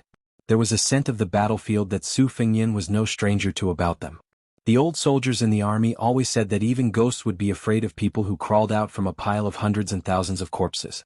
This was because their bodies were tainted with an extreme yang aura that was snatched from the corpses. Therefore, whenever the Bailiang soldiers mentioned the Pillar State in Xiangfan City, they would always proudly say that hundreds of thousands of wandering ghosts were nothing. As long as the great general entered the city alone, those filthy otherworldly items would not even be able to become ghosts. They would perform the 36,000 great ritual of the heavens. The two imperial bodyguards who had just left the battlefield did not stop Su Fengyan. Presumably the king of Jing and Zhaoheng was famous for his shrewdness. Since he was willing to sacrifice his face and personally enter the inn, he would not delay the important matters. Su Fengyan, who was armed with two sabers, did not knock on the door. Instead, he directly pushed the door open. The eldest son of Xiangfan, the crown prince of the king of Jing and Zhao Sun, was standing with his head lowered. A middle-aged, elegant man was sitting on a chair, twirling a string of 108 Tiantai Bodhi beads in his hand. He was reciting the names of the three treasures. His face was unusually pious. Although he was already in his 40s and would soon be over 50, he still had an outstanding demeanor. At first glance, one could tell that he was a handsome man with a jade-like face when he was young. According to the unofficial history, the king of Jing'an was most favored by the Empress Dowager and was given the nickname Tan Lang because Zhao Heng had been handsome since he was a child. In addition, he was pure filial and docile, so he was able to enjoy the Empress Dowager's love among the princes. After he was crowned, he became even more outstanding and elegant. According to the official history, the sixth prince was good at riding and shooting. He held a long spear in his hand and rode a horse. It was enough to show that Zhao Heng was unparalleled in the past. However, after Su Fengyan entered the inn, he did not go to see Zhao Sun or the king of Vassal who had failed at the last step. It was not that Su Fengyan pretended to be arrogant, but that the woman in the room was too eye-catching. She happened to be sitting sideways. Her body was graceful and graceful. The woman was reading a book. When she turned the page, she lifted the hair on her temples. She was beautiful, and her demeanor was even better. She was classical and graceful, just like a fairy maiden in a painting. Hearing the door open, she turned her head and smiled gracefully. The beauty's smile could topple a city. Su Fengyan's eyes were in a trance. Crown Prince Zhao Sun lowered his head and caught a glimpse of this scene. The malice in his eyes grew. He quickly lowered his head and gritted his teeth without saying anything. The hair on the king of Jing and Zhao Heng's temples were gray. Perhaps it was because he had used too much scheming in his life that he was old. Fortunately, a man's temperament was not affected by age. However, compared to Princess Jing'an's beauty who was not past her prime, she was still as radiant as ever. It was somewhat a mismatch. They were already 10 years apart, and now this old man looked even more like a young wife. The world only knew that the princess came from a noble family in the spring and autumn period. Her father was Pei Kai, the most knowledgeable scholar in Western Shu. He was known as Pei Huang Lao. He was famous for being weak, and was especially proficient in the Lao and Yi. He was above the secular world and was fully deserving of the title of a great scholar of the classics. The Pei family withered during the unjust war of the spring and autumn period. Pei Kai died for his country, leaving behind only an orphan. The orphan of the fallen country married into a noble family. A beauty matched with a noble. Su Fengyan only looked deeply at Princess Pei. In the eyes of others, he was a licentious lecher who was extremely rude. A palace guard was about to close the door when Lu Qiantang acted as if he was about to draw his sword. With his back to the door, Su Fengyan coldly said, "Impudent. Don't be rude." He allowed the door to slowly close. King of Jing and Xiaoheng did not rise to greet him. After he finished chanting, he hung the prayer beads and tied them to his well-maintained hands. He raised his head and said warmly, "Fengyan, there are no outsiders here. You and I can call each other uncle and nephew." Su Fengyan restrained his arrogance and returned the favor. He said warmly, "Nephew greets Uncle King of Jing'an." Chapter 183. Perhaps Xiaoheng did not expect the notorious crown prince of Bailiang to be so easy to talk to. His eyes darkened as he gently pinched a Bodhi prayer bead between his index finger and thumb. With a gratified expression on his face he said, "Brother Su, a tiger does not beget a dog. Back then, I could not compare to him in terms of horsemanship and had no choice but to lose to him in every aspect. It was inevitable that I was unconvinced and thought that I had to make up for it somehow. My son Zhao Sun was not suited for martial arts, so I forced him to study hard. I was afraid that even my son would not be able to compare to Brother Su. Today it seems that I still failed to flatter you and lost by a large margin. By the way, Fengyan, Uncle Wang took the liberty of coming here this time to bring this stupid boy from studying to apologize to you. Zhao Sun's reputation is thin. Even if he knows that he is in the wrong, he would not dare to come here. He had no choice but to ask his mother to step forward and escort him here. I have made a fool of myself in front of you." Princess Fei's laughter could topple a nation. Xiaoheng looked at his son Zhao Sun with a faint smile on his face. Even when Su Fengyan slapped his face with Xiudong on the Yellow Dragon ship, the latter did not bat an eyelid. When Su Fengyan made fun of him for diving into the water, he jumped so confidently and calmly. However, when his father glanced at him today, it was as if he had been stung by a poisonous object. He immediately raised his head and bowed deeply to Su Fengyan with a solemn expression on his face. It could be said that he was solemnly apologizing to his sworn enemy a few days ago. He only lacked a smile to wipe away the enmity between them. Su Fengyan pulled a chair over and sat down.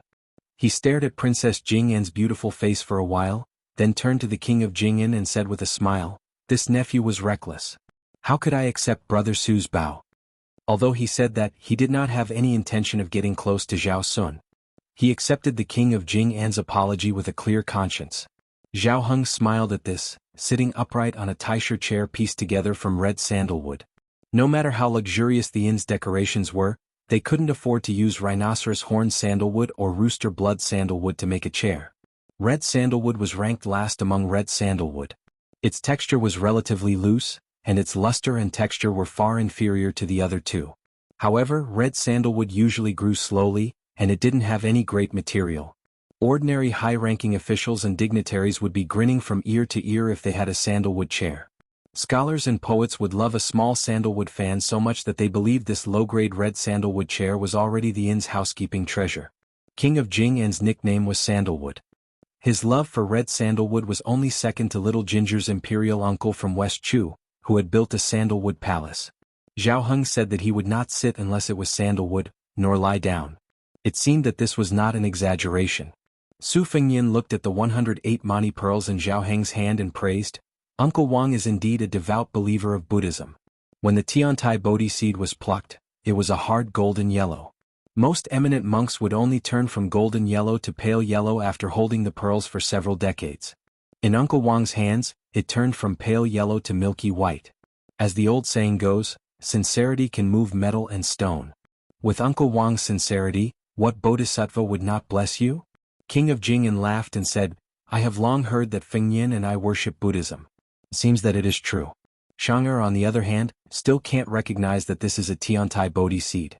Last year on my birthday, Xianxia took the initiative to give me a string of walnut prayer beads. Although each walnut was carved with 6 luohan, according to the Buddhist Sutra of measuring and counting beads, the material of the prayer beads is different. Therefore, the merit obtained during practice is greatly different.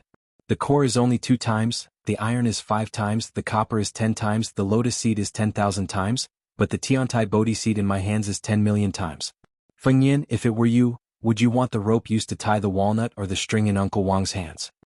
Su Fengyan was surprised and said, If I remember correctly, the Vajra seed prayer beads are 10 million times the merit, and the Tiantai Bodhi seed is the most superior of all. Zhao Heng's 2 fingers clasped the faded color of the Tiantai Bodhi seed. He squinted his eyes and said with a smile, "After all, Uncle Wang is old and always remembers incorrectly. He has to admit that he is old." Princess Jing An's appearance and bearing were like that of an empress. Perhaps she was infected by the harmonious atmosphere, she lost some of her deliberate dignity. 2 slender fingers pinched a page of a book and one hand rested on her cheek as she looked sideways at Su Fengnian. Her eyebrows were naturally charming. It seemed that she was quite curious about His Royal Highness from Beiliang who had come from afar. The junior in front of her could no longer be considered a child.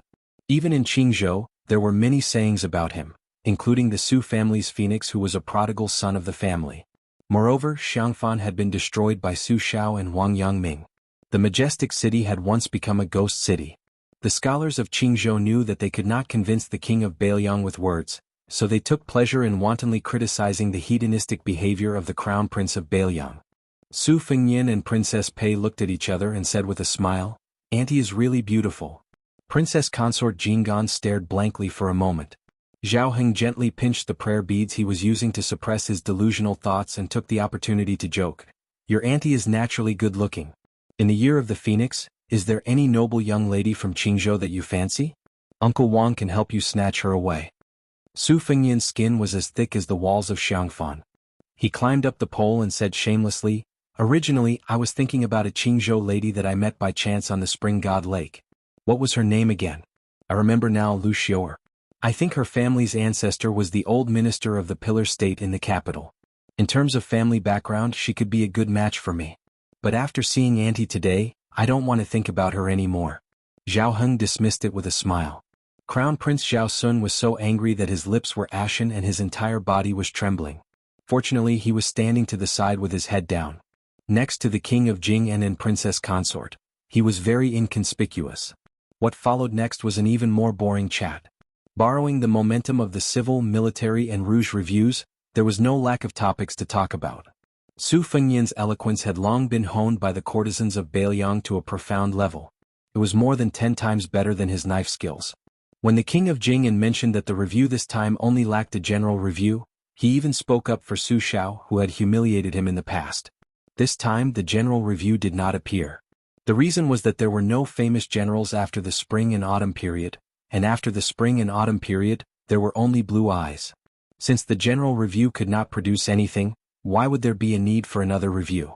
However, anyone with a discerning eye could see that this statement greatly praised the current chancellor Zhang Julu. It almost pushed him to the height of being able to support the country alone. The king of Jing'an and Zhao Heng finally stood up. Su Fengnian gently bowed and said goodbye. When leaving the room, of course, Zhao Heng should be the first. Originally, Princess Pei should be the second, followed by the juniors Su Fengnian and Zhao Sun. Su Fengnian, intentionally or otherwise, lagged behind a few steps. Princess Pei's temperament was indifferent. In addition, the shameless Zhao Sun was in a hurry to escape. Thus, Su Fengnian and Princess Pei walked side by side. When they crossed the threshold, this beauty from a noble family trembled. Her autumn eyes, filled with the aura of Jiangnan, widened. With an expression of disbelief, she looked at the young man who had repeatedly called her aunt. How dare he? Su Fengnian had an innocent expression on his face. He softly said, "Aunt, nephew has chosen a pair of bracelets. In a moment I will have someone send it to the prince's mansion." Her ears were completely red. She did not make a sound. Her buttocks, which were covered by the brocade robe, felt waves of numbness. How dare he be so licentious and absurd? Chapter 184. When King of Jing and Zhao Heng heard this, he didn't seem to notice Princess Pei's strange expression. He turned his head and smiled. "Fengnian is very considerate." Su Fengnian laughed and said that it was something he should do. He walked them out of the inn and waited until the 3 of them got on an ordinary carriage. It was obvious that the carriage was quite narrow. The horses were good horses that even wealthy families could afford. Other than the 2 strong and sturdy attendants and bodyguards, everything was quite plain. This family of 3, who was only 1 step away from owning the imperial palace in the capital, came and went quietly. On the surface, they were full of the Buddhist aura of a believer in Buddhism, the fairy aura of a beauty, and the friendliness of a distant relative. However, who could understand the murderous intent behind each step? Only Bluebird saw that after leaving the room, His Royal Highness didn't show his back to King of Jing and Jianghu. His lapel was already soaked through. The Crown Prince of Bailiang looked at the flying dust at the end of the road and finally turned around peacefully. He ordered Bluebird to buy a copy of Qingying Study House's version of The First Snow. Then he walked back to the room alone and closed the door. He sat on the chair that was still warm and let out a long breath. He looked at the sandalwood chair and murmured, "In just a few hours, Jianghu has already pinched the prayer beads 4 times. Su Xiao was right. This sanctimonious king of Jing and is as vicious as a woman. Jianghu probably doesn't know that I have long known about his secret habit of killing people with each pinch of the prayer beads. The first pinch of the Bodhi beads was because he was surprised that I wasn't as rebellious as the rumors said. He began to suspect that my absurd behavior in Bailiang over the years was because I was pretending to be stupid. Secondly, he was angry that this Shizi's memory was not bad. He clearly remembered what was written in the Buddhist Sutra of measuring pearls and counting pearls' merit and virtue. He was able to see through his deliberate mistakes. The third pinch was to abhor my undisguised desire for Princess Pei. As for the last pinch, it was interesting. He actually crushed a Tiantai Bodhi seed that was as hard as gold and stone. I originally thought that he was going to shed all pretenses of cordiality, but I didn't expect that Zhao Sun's mental fortitude was already so good. This old man is even more experienced and ruthless. It seems that after pretending to cultivate and pray to Buddha for several decades, there are some results. In terms of acting skills, he is indeed better than me." Su Fengyan's words were teasing, but his tone was terrifyingly gloomy. He shook his uncomfortable clothes and leaned against the chair, repeating scene after scene in his mind. He recalled every detail of King of Jing'an's movements, Princess Pei's subtle frowning and relaxing, Zhao Sun's slight raising and lowering of his head. Finally, Bluebird entered the room with a set of Wang Dongxiang's The First Snow. Su Fengyan took the book, narrowed his eyes and stood up to change his position. He sat on the chair that Princess Pei had sat on. With a hoodlum smile on his face, he raised his hand and clenched his 5 fingers. He changed his face into a mask and said in an intoxicated manner, "Comfortable. The tip of the lotus flower is raised, but it can't be higher than Xianxia's butt." Even though Wen Hua's words are crude, he directly said the great principle that scholars have to spend a lot of money to buy. Bluebird was confused. She did not see the unrestrained undercurrent at the door. She reckoned that Su Xiao was the only one in the world who dared to think deeply about Su Fengyan's daring feat. Su Fengyan pondered for a moment, then took out one of the books, The First Snow, printed by Qingying Study Room, and flipped through a few pages. If King of Jing'an and Princess Pei were present, they would definitely be shocked by the amazing memory of this nephew of Bailiang. He remembered that in the Sutra of Buddhist Studies and Counting of Beads, the multiplier of the merit of prayer beads was nothing. This was because the pages that Su Fengyan flipped through were exactly the same as the pages that Princess Pei had skipped through several times.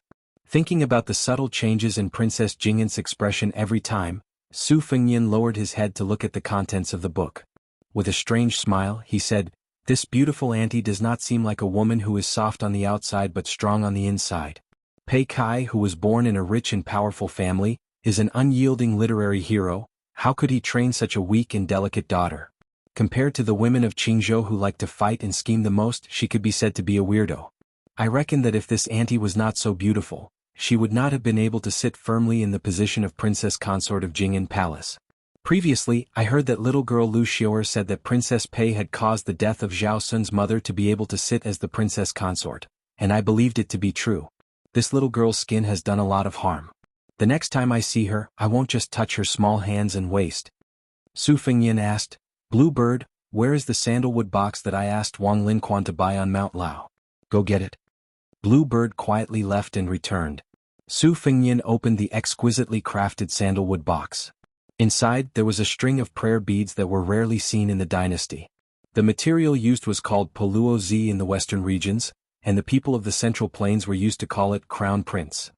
This kind of prayer beads would not be cold in the winter, and would not be stained with sweat in the summer. The Crown Prince was strung together in a circle, and had a very artistic name, Satisfaction. It was a wonderful object that could not be bought with money. No matter who it was given to, it would not be degraded. If it was given to someone who believed in Buddhism, it was even better.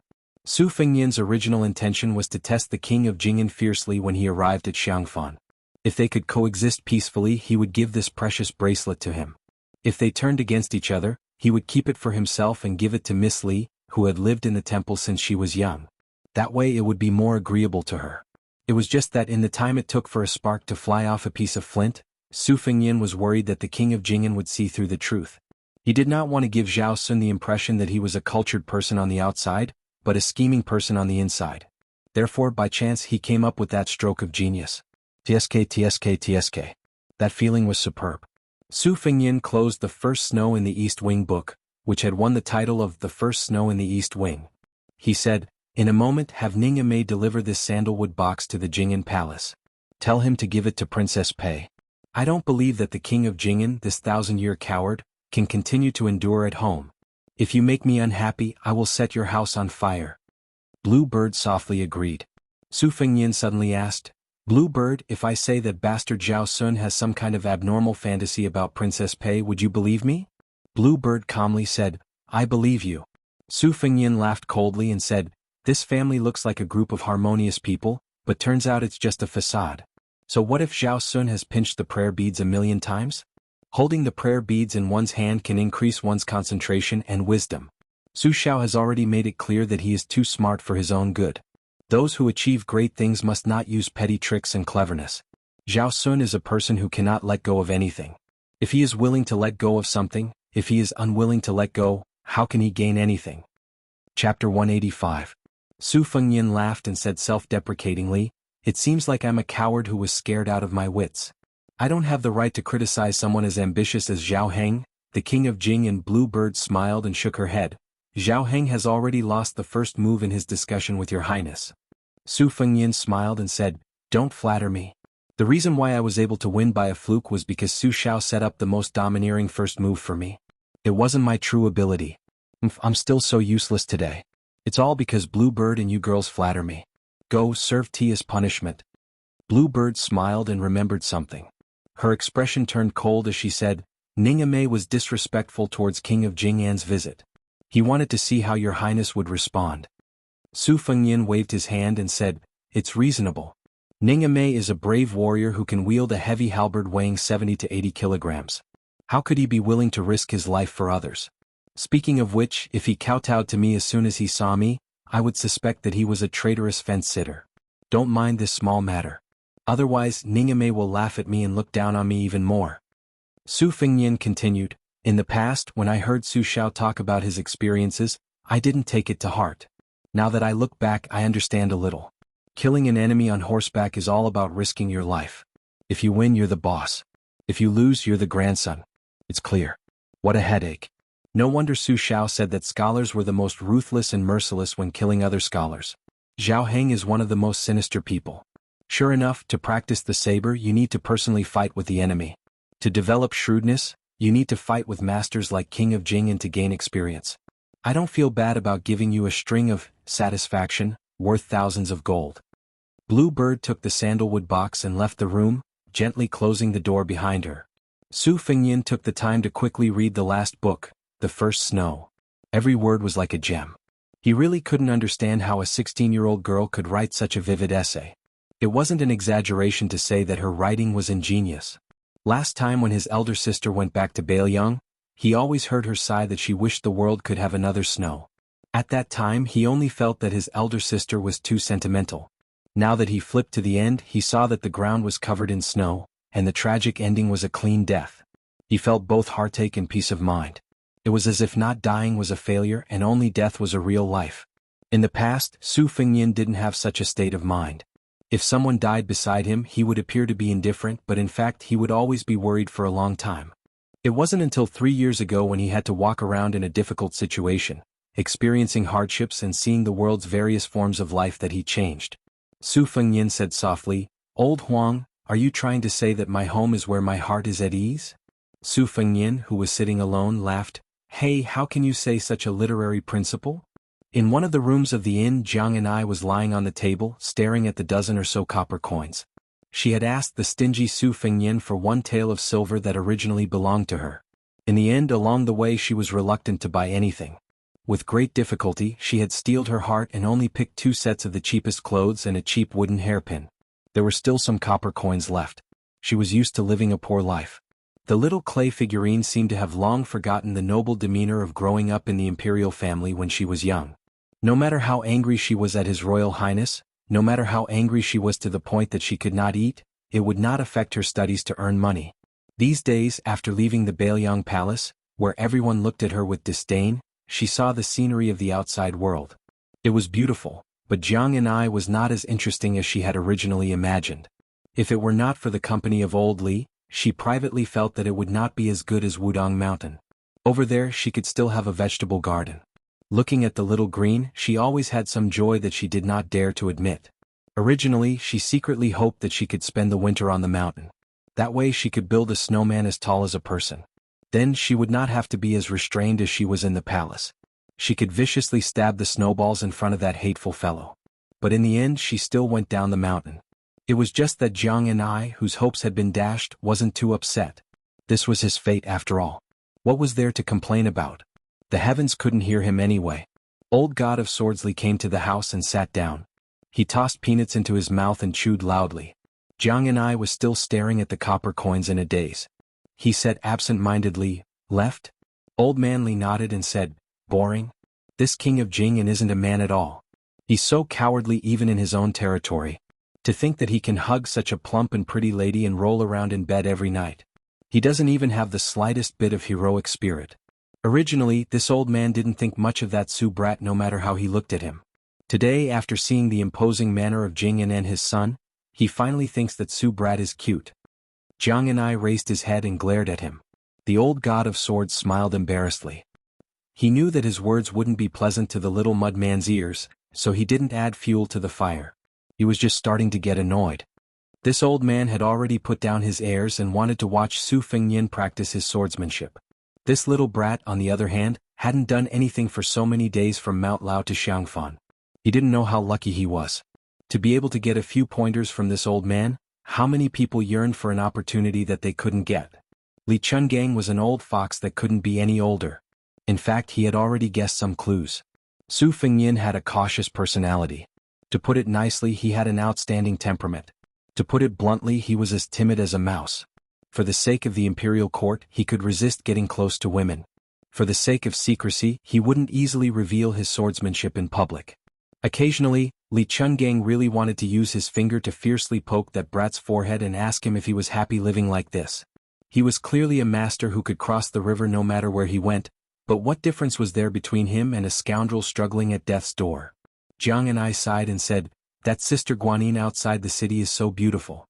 The one today is also very beautiful." The old God of Swords laughed and said, "Little Jianghu isn't any worse than them. In another 2 years you'll be even more beautiful. It's fine as long as a woman is young. This old man dares to say that they're all jealous of you."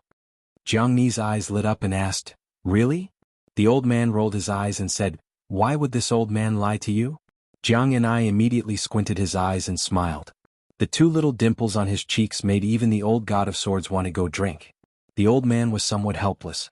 Jianghu carefully put away the copper coins like a miser. He jogged to the bookcase and picked up a secret manual. Fine, he was obediently reading and earning money again. As a result, the old God of Swords felt even more helpless. Chapter 186. The carriage coming out of Jing and Palace looked simple and crude, but in fact, it was a world of its own. The interior walls were made of high-quality sandalwood, and there was a gold-plated sandalwood incense burner with a fine jade base. After Princess Pei boarded the carriage, she placed the book, The First Snow, on the table, crossed her legs and rested her plump buttocks on them. She skillfully reached out to burn the sandalwood incense. The king of Jing and Zhao Heng and the crown prince Zhao Sun sat facing each other. Zhao Heng closed his eyes and turned the prayer beads that only had 107 Bodhi seeds left. No matter how important the matter was, the king of Jing and would always finish chanting before opening his eyes. Even though he knew that his father was meditating like an old monk, Zhao Sun still only dared to glance at his nominal mother out of the corner of his eye. After a complicated glance, he looked away and did not dare to look again. The king of Jing chanted hundreds and thousands of times. When he opened his eyes, they were already near the palace. He said calmly, do you know your mistake?" Zhao Sun, who was sitting upright and still, said guiltily, "I know my mistake." Zhao Heng did not pursue the matter. He lifted the curtain and looked out of the carriage. He said indifferently, "I can't see through that child. It's all because of this king's superfluous actions that he made a wrong move. At this point, the king of Jing'an's face darkened. He glanced at the submissive Princess Pei. Seeing that she did not respond like a marionette, he became more and more annoyed. He clenched the prayer beads, took a deep breath, and turned to Zhao Sun. He said, "At the Spring Lake, you wanted to take advantage of the chaos to kill him and shift the blame to the descendants of the Green faction. You had the idea, but you were still not good enough to judge the situation. Who is Su Fengyan? Lame Su is counting on him to carry Bailiang for the rest of his life. Did you really think that a few slaves, Ning Mei and 100 cavalry would be enough? You are underestimating Jianghu. Without that old warrior surnamed Li, Su Fengyan would have died many times over." Zhao Sun lowered his head and said, "Father is right." Zhao Heng frowned, suppressing the irritation in his heart that could not be overcome no matter how much he chanted. He waved his hand to disperse some sandalwood that smelled too much. As bad as not enough. Slowly he said in a low voice, "The capital is very lively. Lame Su is most likely about to fulfill his wish and obtain a hereditary title for his son. However, it is highly likely that he will not be able to keep the title of Pillar of the State. Not only that, Gu Jiantong's journey north to the two Liao provinces was originally because that person in the imperial palace forced Lame Su to declare his position. Bailiang's 300,000 iron cavalry's foundation in the two Liao provinces, Lame Su will have to obediently uproot it himself. Bailiang still appears to be impregnable, and Zhang Baiyan may withdraw when he sees the opportunity. However, the remnants of the fallen state will probably make a move to beat a drowning dog. I just don't know how much of Lame Su's flesh will be bitten off in this dog-eat-dog show. These old dogs, who are number one in the world and fishing for fame and reputation, only have this much prospects and use." When Zhao Sun heard his father's harsh evaluation of the old officials in the hall as a bunch of old dogs, he naturally smiled contemptuously. Only then did he recover the bearing of a vassal king and his royal highness should have. The dynasty originally had 13 provinces. Although they were now living in harmony with the people of 17 provinces of the 8 kingdoms of spring and autumn, how could they not have a natural sense of superiority in their hearts? If the common people were like this, then Zhao Sun and this small group of top-notch royal family members who rightfully regarded the whole world as their own private property. Furthermore, of the 6 vassal kings including Zhao Heng, except for the most useless Duke of Huainan, the rest had all participated in the War of Spring and Autumn. Each of them had their own military exploits. After the war ended, which vassal king's manor did not have a few concubines and princesses of the dead emperor as concubines and servants. Duke of Guangling even had an empress and 2 imperial concubines. Since that was the case, what status did the remaining elders of the 8 kingdoms have in their eyes? Even if you were resourceful and had a splendid military exploits, who would be foolish enough to worship you like a bodhisattva? Sitting at the same table, they all disliked dirtying their eyes. After getting off the carriage and returning to the Fu, the king of Jing'an, who was amiable and approachable with Su Fengyan at the inn, ignored the countless servants who knelt at the sight of him. Passing through the halls and corridors, they approached a Buddhist hall. Zhao Sun silently turned and left. Zhao Heng entered the dark hall where a red sandalwood statue of Ksitigarbha Bodhisattva was enshrined. Princess Pei hesitated and was about to turn when the prayer beads in Zhao Heng's hands, which were already missing a Bodhi seed, suddenly broke.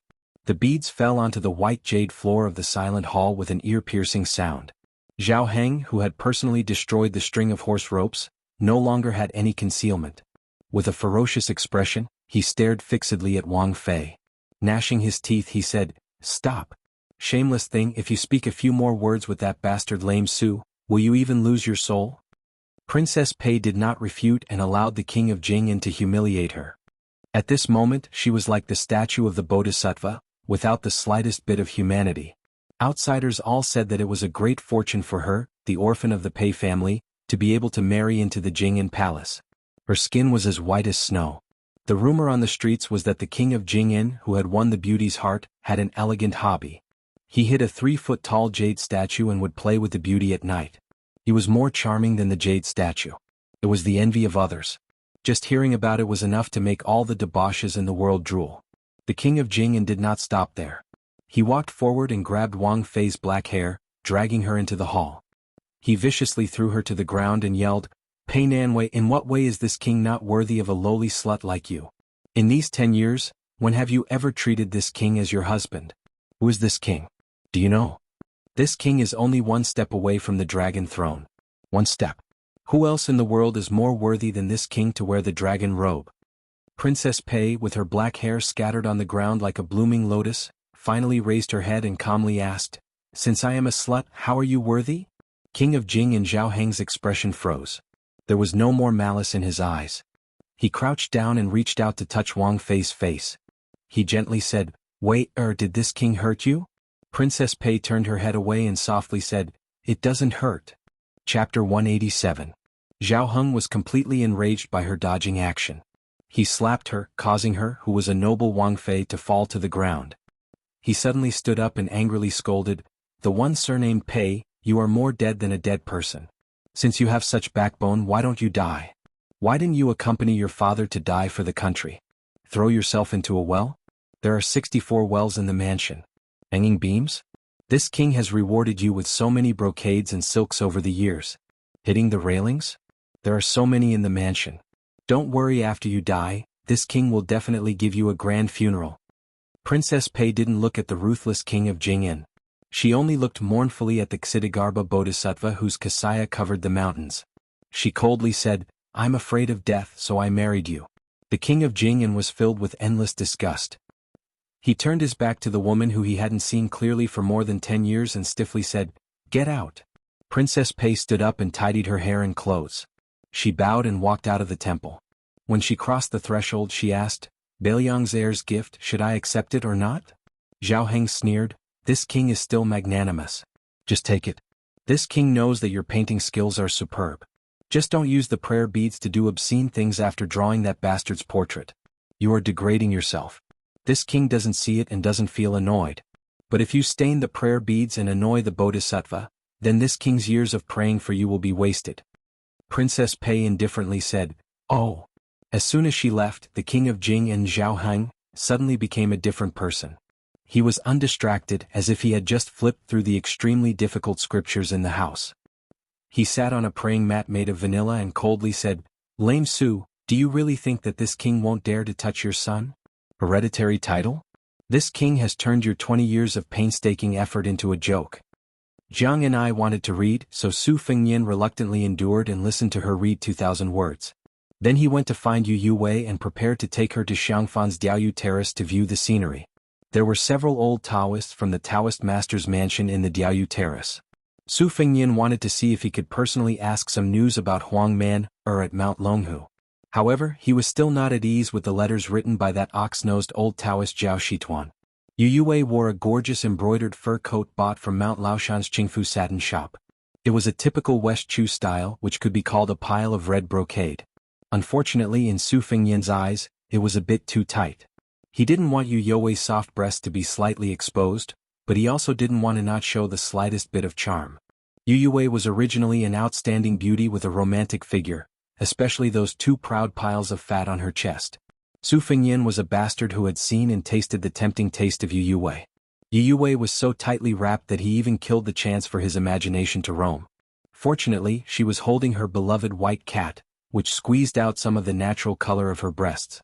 Su Fengnian smiled and said to himself, "I didn't raise you for nothing, Wu Meinyang." After they went out, Su Fengnian considerately asked, "Have you seen Shouyang Lake?" Yu Wei shook her head.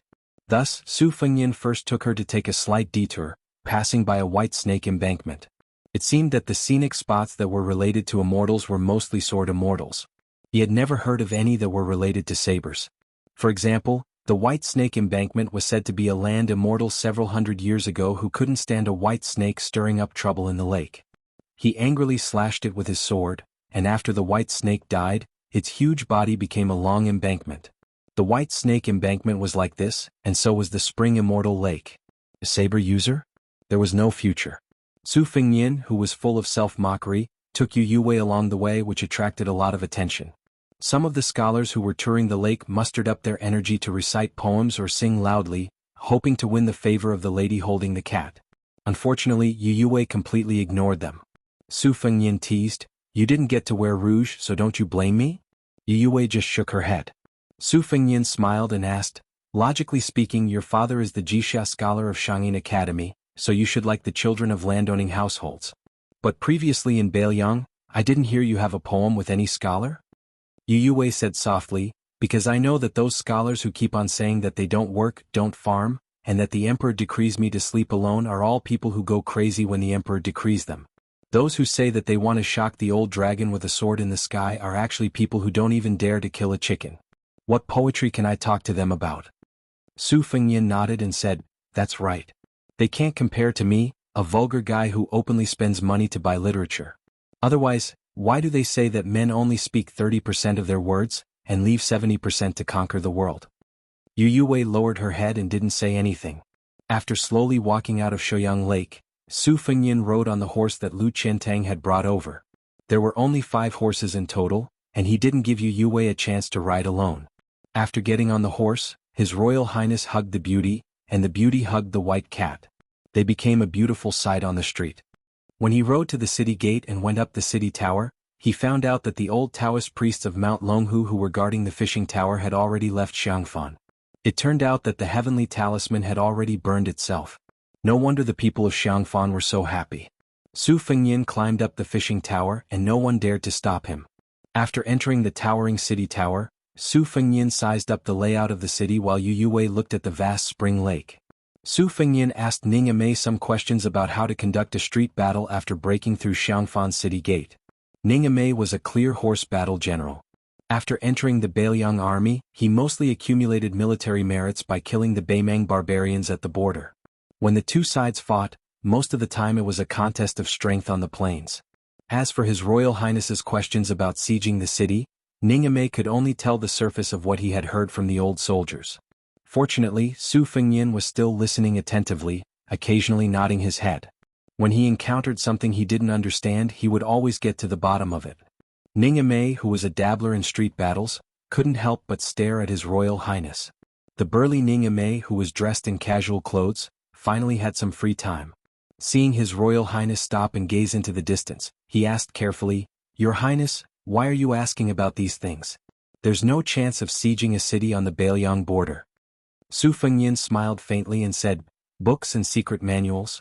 As long as it's in the books I can get it if I want it. It's just a matter of time. But those things that aren't in the books might just be trivial matters, but they're priceless treasures to me. Besides, if we don't attack the city now, won't our 300,000 strong cavalry be able to flatten Baimang in the future?" Ning Yimei, who was as strong as a bear, trembled. Su Fengnian turned his head and asked, "General Ning, has Jing and Palace accepted the sandalwood box I asked you to deliver?" Ning Yimei nodded and said, "It's been accepted." Su Fengnian gazed at the faraway Jing and Palace in the city and muttered, "It doesn't matter if you see through me. Aren't you the most irreconcilable person in the world with that person in the capital?" Chapter 188. There was a temple that had been closed for 1,000 years. No matter if it was an emperor or a commoner who came to burn incense, it was never opened. This mountain temple had produced countless eminent monks. The most famous one was Yang Taisui. He was the teacher of the current 2 dynasties and was very likely to be the teacher of the 3 dynasties in the future. There were more than 3,000 eminent monks who had passed away in the temple. Among them, more than 200 were titled as teachers of the state. It started from the Vajrayana Zen to the Zen Zen. In the Northern Wei dynasty, 36 bodhisattvas opened a translation field on the mountain at the same time. The Buddha's light shone everywhere. 800 years ago, the founder of the Zen sect, Yi, crossed the sea and taught the Mahayana wall temple. Finally, it became the ancestral court of Buddhism. For hundreds of years, Buddhism and Taoism had been fighting. Every 10 years they would debate with Taoism. Buddhism would send monks from this temple to discuss with Mount Longhu. But it was different from the ancestral court of Taoism. There were not many rules here. Anyone could go up the mountain and go anywhere on the mountain. Here, the mountain was high, the temple was high, the tower was high, the Dharma was high, and the mountain was high. But like the name of the temple, Tuzen, it did not have a name. This was the world's number 1 Tuzen temples. Some people said that the reason why this temple was called 2 Dhyanas was because it cultivated self-meditation and other meditation, namely meditation of oneself and meditation of others. But for more than 1,000 years, there did not seem to be a unified official statement. The 2 Zen temples also did not explain anything. At the back of the mountain there was a forest of pagodas at the foot of the mountain. It was the burial place of the eminent monks of the 2 Zen temples. There were more than 1,000 of them. The size of the pagodas were different. The 2 Zen temples did not intend to make this a forbidden area. But the believers were devout and did not dare to set foot here. Over time, very few people came here to observe. There was a 1,000 Buddha hall at the edge of the forest of pagodas. The walls were painted with hundreds of meters-long fist manuals. There were 108 potholes on the floor. It was said that they were the footprints of Luohan. Thousands of people came to see thousands of fists. Therefore it was praised that the world's fists were called Tu Zen. On the east side of the 10,000 Buddha Hall, there was a small outhouse where a nameless white-robed monk lived all year round.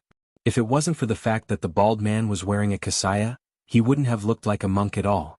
Not only did this white-robed middle-aged monk drink and eat meat, the most outrageous thing was that he had a wife. He even had a daughter who grew up in the temple. No matter how one looked at him, he was a middle-aged drunkard monk with evil deeds. Fortunately, apart from his unruly lifestyle, he did not make enemies with others. He only took in a good-tempered little disciple. In addition, his daughter was lively and liked to climb up and down the mountain. It was said that the oldest abbot in the temple liked this child very much. The white-robed monk inadvertently got into trouble several times and was chased and punished by the old-fashioned senior monks in the commandment yard. So he asked his daughter to go to the abbot's room to ask for a few sticks of sugar-coated haws to satisfy her cravings. As long as the old abbot looked at his little daughter, he would immediately calm down. The disciple of this middle-aged monk who guarded the pagoda forest was not simple. At a young age, he became a preaching monk in the temple and was allowed to wear a light red kasaya that covered his left shoulder. The little monk's dharma name was Ichan. It was very strange, but compared to his master's dharma name, it didn't seem strange. On a sunny day, the poor little monk sat in front of the outhouse and washed a large basin of his master and mistress' clothes. He sighed. On the day of the Lantern Festival, he went down the mountain to watch the Lantern Festival. In the end, he was accidentally dragged to Mount Longhu by that thing. At the Taoist master's residence, he had a few words with Mr. White Lotus. Fortunately, he wasn't locked up and beaten. However, as soon as he returned to the temple, he suffered a calamity. His mistress was indeed lazy. She didn't wash so many dirty clothes and didn't mind piling them in the room. She didn't want to leave until she returned to the temple. Moreover, it was clearly that thing's idea to sneak out to play. When my master and mistress saw that thing, they were still so kind. When they turned to look at me, they changed their expressions. When I ate, even the rice in my bowl was much less. Sigh, this thing should be going down the mountain with his mistress to buy rouge and face powder. Master was actually quite pitiful. A drunk monk in white clothes walked out of the outhouse. He was very tall and sat down next to the little monk. He also had a bitter face. The little monk didn't even want to look at him. In fact, his master didn't have it easy either. The little monk washed the clothes until his waist and back ached. He was very bored, so he could only casually ask, "Master, when I went up the mountain, I heard that a famous monk from the south came to the temple. He's fighting with Abbot Huineng for territory. Who do you think will win?" The monk in white yawned and unhappily said, "A foreign monk is good at chanting scriptures. Besides, your martial uncle Huineng's fighting skills are about the same as yours. He most likely won't win." The little monk curled his lips and angrily said, "You're not willing to teach me profound martial arts. What can I do? I've looked at the martial arts manuals on the 3 walls of the 1000 Buddha Hall for so many years, but I really can't see how powerful they are." This master didn't have the slightest sense of responsibility and half-heartedly said, "That's why that thing said you're an idiot." The stupid north-south sighed and said, "Master, do you think I'll be able to create a Buddhist relic in this lifetime? If I can't, I think it's better for me to go practice martial arts. That thing always likes to run down the mountain. I'm afraid she'll be bullied. I can't beat her." The monk in white thought for a moment and said, "If that's the case, then you can first use those 8 or 9-year-old novice monks in the temple as punching bags. After a while you'll become a master." The little monk said angrily, "You've said this before. Last year I listened to you and went to beat up a novice monk. In the end, the monk's master came to scold me. You, on the other hand, just ran away. Master's wife almost pulled my ear off." The middle-aged monk pretended to be surprised and said, "There's such a thing?"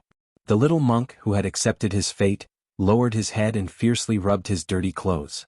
There was no movement for a long time. The little monk turned his head and saw that his master was looking up at the cloudless sky in a daze. He couldn't help but ask, "Master, what are you looking at?" The monk in white stretched out a finger and pointed. The little monk instinctively looked at his master's finger. Very quickly, his master knocked him on the head and scolded, "You're not convinced that you're an idiot. I've already pointed it out for you. What are you looking at? With such a slow comprehension, you still want to burn a Buddhist relic after you die?" The stupid north-south first wiped his wet hands on his pants and then rubbed little bald head. He was ready to get to the bottom of this matter. Otherwise, he would have been beaten for nothing. "Master, You haven't told me what I'm looking at. His master said seriously, I'm looking at the moon. The little monk rolled his eyes and said, Master, can you see it in broad daylight? No wonder his master's Buddhist name was No Zen. The monk in white raised his head and said softly, Sai, the first time I saw your master's wife, it was under the moonlight. Stupid north-south, I miss your master's wife again. The little monk said angrily, Just think about it. Why are you telling me? His master asked, Don't you miss her? The stupid north-south immediately laughed foolishly. He washed his clothes more diligently and said naively, Of course I do. Why wouldn't I? His master knocked him on the head again and then said earnestly, Why are you telling your master about the things you miss? You know that she's my daughter, but you still get beaten up by me. You idiot, I've taught you so many profound Buddhist teachings in vain. The little monk said angrily, If you hit me again, be careful that you don't have an epiphany. At that time I'll become a Buddha and burn a Buddhist relic. Then I'll be able to see if she's paying attention to you. His master said disdainfully, Epiphany is what I taught you. As for the Buddhist relic, I don't care about it at all. Don't pretend to be a hero in front of me. If you have the ability, go to your master's wife and raise your voice. The little monk was filled with grief and indignation, but he did not make a sound. The stupid north-south only found out that his master was more profound than he had imagined after he left the mountain. There was a saying at the foot of the mountain. His master, who had also grown up on the mountain, spent 6 years in Jianghu and read all the scriptures in the world. He felt that there were many sects and all of them had different doctrines. His master said that he wanted to sacrifice himself and go thousands of miles away to seek a big foundation. Thus he went west to seek Buddhism. He left for 15 years. Isn't Lantua Mountain in the western regions far enough? But his master wanted to go even further. He obtained the Yogi's treatise on earth, to unify all the different doctrines. He studied in a temple in the far west for 10 years and mastered 50 scriptures. He returned in the 31st year of Jianghu. When he arrived at Great Peace City, it was said that even the emperor personally came out of the palace to welcome him. There were hundreds of thousands of spectators lining the streets, fighting to see the white-clothed monk. Thus there was a snow pavilion in the temple. The late emperor personally wrote the words white snow heart reflecting pearl. If he only came here, the little monk, stupid north-south, would definitely feel like he was listening to a story. Later, his master brought up the idea of becoming a Buddha on the spot in the temple. This was contrary to the orthodoxy of Zen. As a result, his master's 15-year journey became a farce and he was almost chased out of the 2 Zen temples. His master's so-called, every action is in the Taoist field, whether it is the heart or the feelings, all return to the sea of nature, was only slightly recognized in recent years. No matter what, the scene of hundreds of thousands of people kneeling and worshipping Buddha together in the capital was no longer there. Fortunately, his master had one thing that the little monk admired. No matter how the people at the foot of the mountain looked at or refuted him, it was not as effective as a single word from his master's wife. The white-clothed monk smiled and said, Stupid north-south, your master is no longer in the mood to compete with others. I'll rely on you to carry forward the concept of epiphany. The little monk said nervously, Master, don't. You have your master's wife, but don't I have my master's wife? Most likely, I won't be able to take care of your Zen. The white-clothed monk looked a little annoyed. He touched his big bald head and laughed, I really envy you, stupid. Your master has no Zen to talk about. The little monk sighed. His master said softly, It's going to rain. It's going to be sunny. It can't be, right? It's going to rain.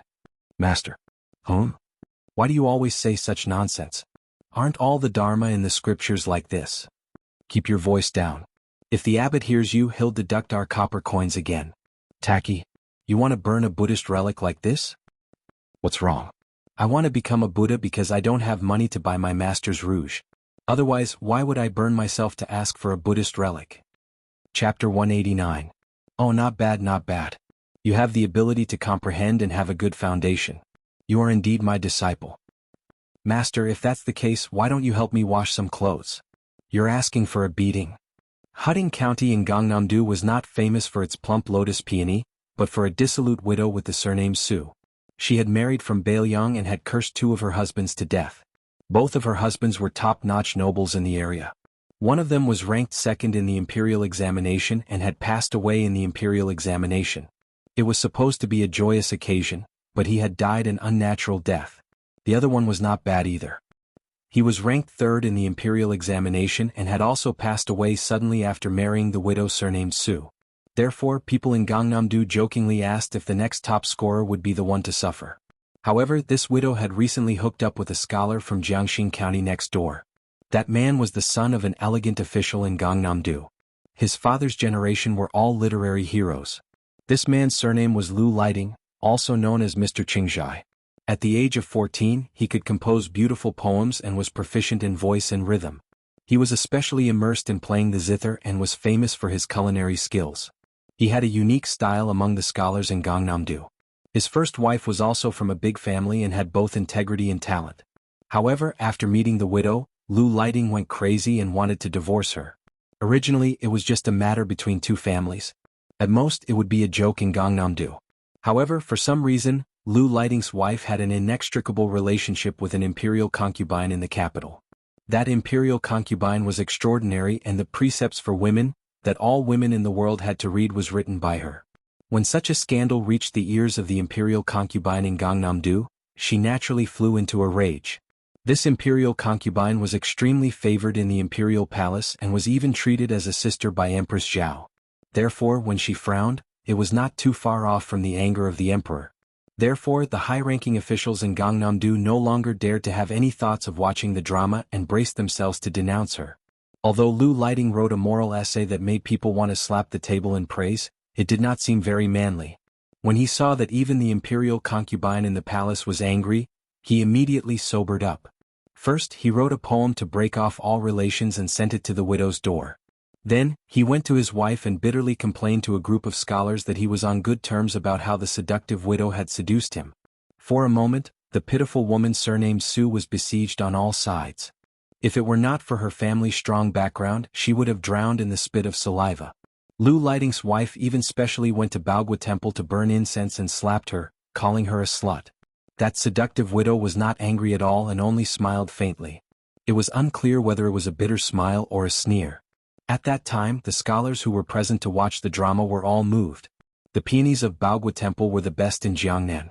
According to the study of geography, the earth veins of Huding County were the most suitable for peonies. That was why they were able to cultivate such beautiful flowers. At that time, Huding County's two unique peonies, Yao Huang and Wei Zi, were sent to the capital as tributes. The flowers bloomed and withered for 20 days. The entire capital was in a frenzy. There were no less than 100 types of peonies in Baogua Temple. Other than the Yao Huang and Wei Zi that were known as the queen of the peonies, there were many other treasures such as green dragon crouching lake, Zhaofen, flesh hibiscus, and so on. The biggest pilgrim in Baogua Temple was the widow Su, who was currently being condemned by everyone. Every 1st and 15th day of the month, she would come to burn incense and worship, rain or shine. She only loved the peonies Zhaofen. In the backyard of the temple, there was a Zhaofen that was as big as a bucket. Its branches and leaves were scattered, dripping and clustered, and it was staggered out of the eaves. Due to her illustrious family background and eccentric style in Huding County, this unique peonies had almost become her exclusive ornamental attraction. Today was the 15th day of the month. The first day of the month was the day she was slapped in the face by Mrs. Lu. She brought a personal maid into the backyard. When she left home to get married, she brought many servants and maids with her, but she was not close to any of them. Only this maid, who came from a poor family, liked her very much for no reason. She was strict in governing her family. There were few servants in the residence who did not harbor fear in their hearts. Only this maid, whom she named Xiao Er, knew how to repay kindness and protected her master in all respects. Today, when she got off the horse and walked into the temple, countless people were secretly pointing at her. The little maid was angry. Now that there was no one around, she bitterly defended the injustice and said, "Miss, these pilgrims are really hateful. If they want to burn incense, then they should burn incense. Why are they secretly laughing when they see Miss?" The widow, who was not yet 30 years old, pinched the maid's face and said with a charming smile, "You still have a conscience." The little maid said indignantly, "Miss, that Lu Lighting is too much." During those days he was the one who pestered Miss like a dog's skin plaster. In the end, the villain complained first. "Are those scholars who are well-read all blind? Why are they all speaking up for him?" The pretty widow could not help but laugh. She bent down to look at a gorgeous peony. She pinched off a small petal the size of a fingernail with her fingers and sniffed it. She squinted her eyes and said with a smile, "Aren't most men in the world like this? What's there to be angry about?" It's not worth it to be angry about it. The little maid said timidly, Miss, let's talk about something. The widow was amused and said, Oh, are you thinking of love? Which scholar have you taken a fancy to? Tell me if he's really not bad. The little maid shook her head desperately and bit her lips. She looked up with a determined face and said, Miss, the shrew in Lu Lighting's house is too hateful. I heard that she often goes to Mount Qing Temple to worship. I want to slap her in the face. I beg Miss not to plead for Xiao. If I'm beaten to death, I'll be beaten to death. I want to help Miss vent her anger. I know Miss is not having a good day today, so please don't worry about me anymore. She was stunned for a moment. She gently pinched the pedal with 2 fingers and laughed involuntarily. I didn't feel sorry for you in vain. But you're just a little girl, why are you involved? If you're slapped in the face, then you're slapped. Chapter 190. The little girl was so anxious that she cried. Her face was full of tears as she sobbed. No, as long as I think about Miss being bullied for no reason, I want to fight that shrew with my life. If Miss didn't save me, I would have been defiled by that wicked person. I've never studied and can't read, but when my parents were alive, they always said that I should remember other people's good deeds. I remember Miss's good deeds the most. The widow wiped the little girl's tears and said softly, Okay, I didn't want to say it, but seeing you like this, I'll tell you so that you can rest assured. As for me, I purposely kept that slap. You also know that I have an unruly younger brother. He's very busy on this trip. Originally, I wasn't sure if this younger brother would first visit his second sister or come to Huting County to visit me, his eldest sister. If he heard about this slap, wouldn't he have rushed over to my place? His second sister cares about the world and doesn't care about this. I can't do that. I always like to fight. It's rare that I don't suffer in life. This is one of my few pleasures. The little girl nodded vigorously and said, Yes. I know that Mrs. younger brother is Bailiang, His Royal Highness. The servants in the mansion always like to whisper about His Highness, but every time they see me they shut up. The widow rubbed the little girl's ears and said with a smile, With you as my ear, who in the mansion dares to gossip? If I find out, won't they be skinned and have their tendons pulled out? The little girl finally smiled through her tears. Her miss seemed to be in a good mood every time she talked about His Highness. The widow's brows really relaxed a bit. She said with a smile, My younger brother has been good-looking since he was young. We don't plant many peonies at home, but every time the flowers bloom, I'll take him to admire the flowers. I pick them and put them on his head. He's prettier than a girl. Unfortunately, it's going to rain in a few days. I don't know if he can make it in time. The little girl wiped her face with her sleeve and said innocently, The Bodhisattva will definitely protect Miss from the rain. The widow whispered softly, Little girl, how can you understand the pain of the heartless wind and rain breaking up a romantic romance? The little girl, who couldn't hear clearly, asked curiously, What did Miss say? The widow teased, You won't understand even if I tell you. As if she was afraid that the little servant girl would do something stupid, the widow said softly, When my little brother arrives at the Jiangnan circuit, you will know how those noble scholars and rich children who usually have their eyes at the top of their heads are not worth anything. At the top of the mountain was the residence of the Taoist master, where the nobles of purple and yellow gathered. At the foot of the mountain was a dilapidated old Taoist temple where a pair of master and disciple depended on each other. The master, the old Taoist master, wanted his disciple to improve. At first, the old Taoist master's ultimate skill was the dream of spring and autumn. This was a Taoist secret art that even the 4 great Taoist masters couldn't practice.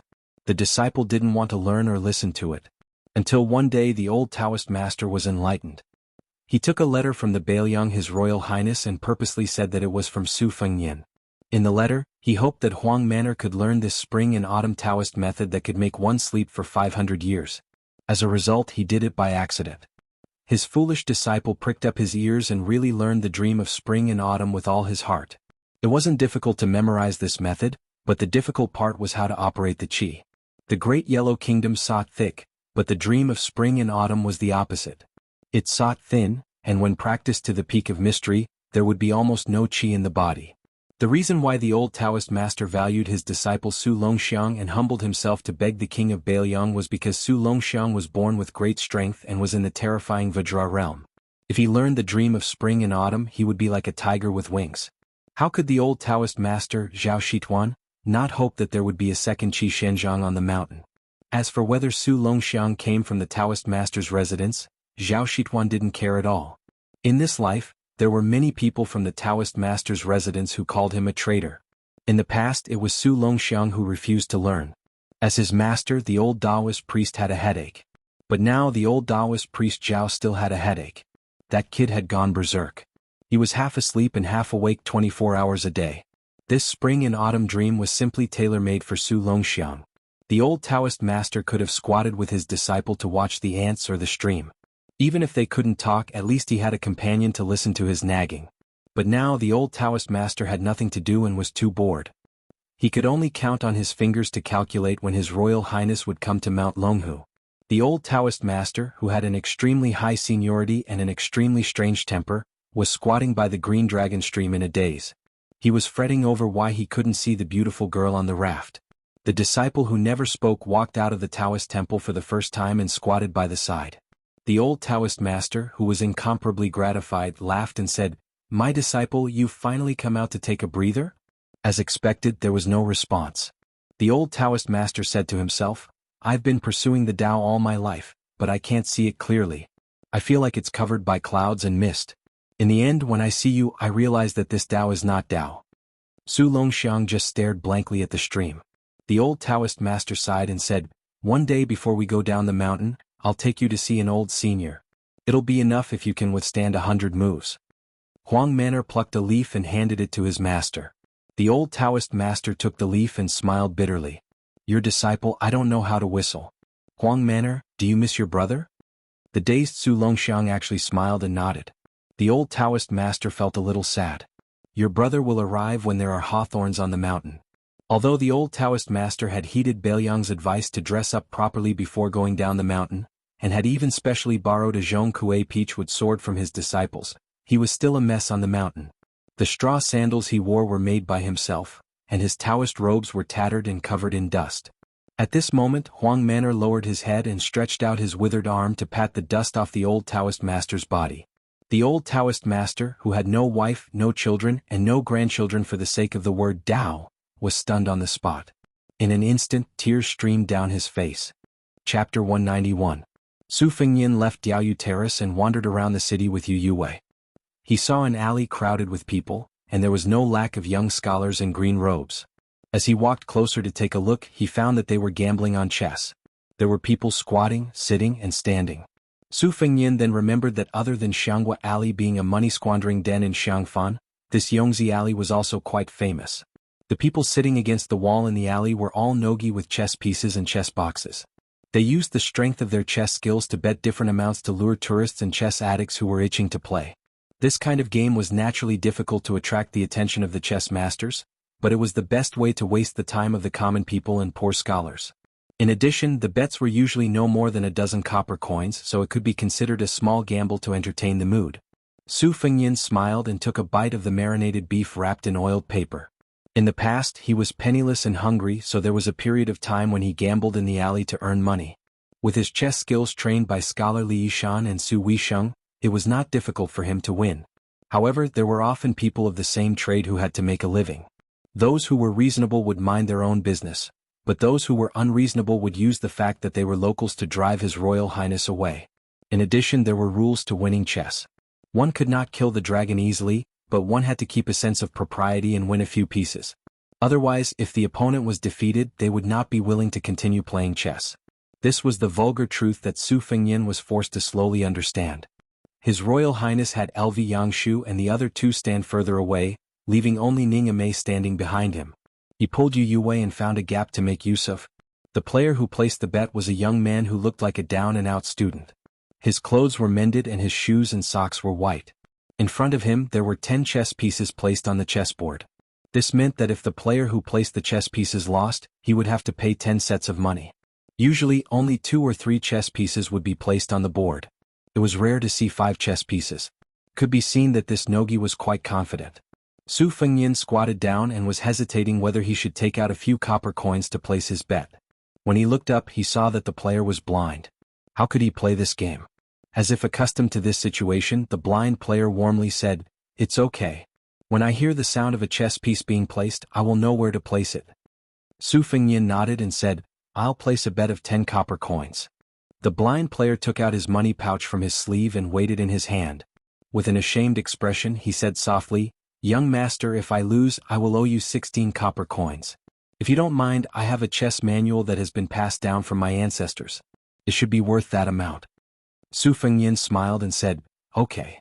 Su Fengyan didn't really care about chess manuals.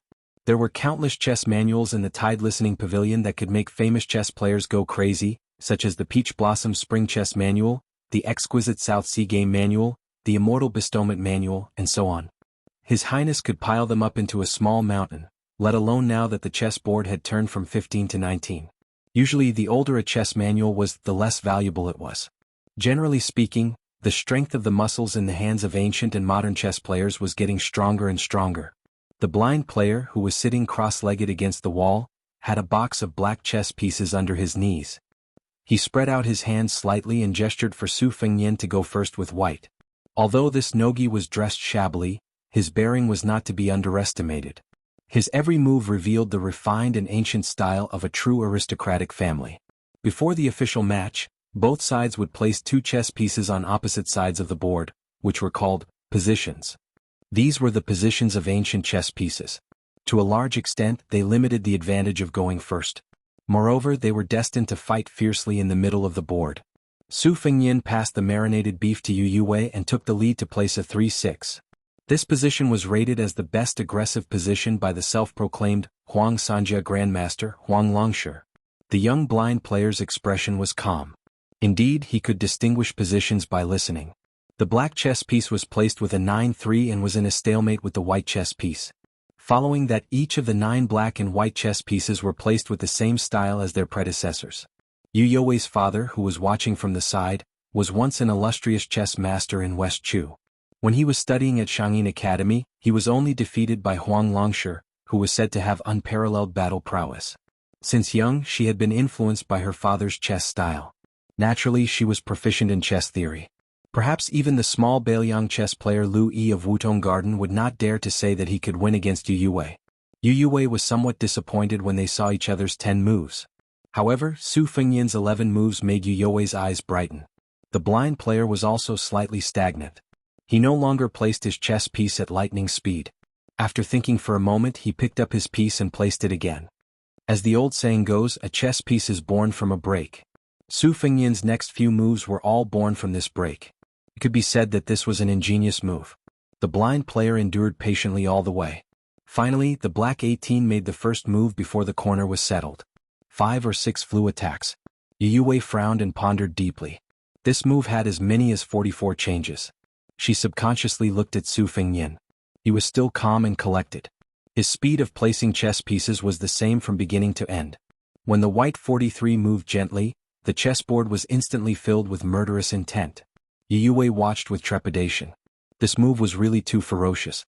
The white 59 flew to add and the 83 pointed attack was similarly aggressive. Unexpectedly, the blind player's situation was like a small boat in the ocean. It swayed but did not fall. After the black 18 moves, victory was already firmly in his grasp. Su Fengyan very calmly admitted defeat. Su Fengyan took out another 10 copper coins and said, "Still 10 wins." The blind player played white first. In this game, Su Fengyan stirred up the smoke early, and the blind player calmly responded. Yu Yue vaguely saw some clues. Su Fengyan was extremely aggressive, but the blind player was not the same as most people. The most important thing was the formation of the terrain. Some of the moves that seemed to be casually placed could always resonate with the middle game and even the ending game. If Su Fengyan did not rely on endless tricks to forcibly set off waves of unreasonable killing, the 2 games would not have lasted more than 200 moves. At the moment, Su Weisheng, who was a woman of great talent, changed 15 to 19, and broke the position system. In Yu Yue's view, the blind player who was slightly better than His Royal Highness was destined to amaze the world. Moreover, it was hard to say whether this player was hiding his strength or not. Indeed, it was a case of hidden dragons in the marketplace and crouching tigers in the alley. Again. Su Fengyan, who had lost 2 games in a row, chuckled softly. This time he played white and started with 2 swallows. This routine was once widely spread, but in the past 50 years, the most outstanding national players had all abandoned it in the fierce battles of the Summit Challenge. Huang Longshi even said that the 2 swallows were too tight at the beginning and lost its mellow flavor. It could be said that he had given this classic layout a death sentence. Su Fengyan simply sat on the ground. As a result, he changed to a more comfortable position.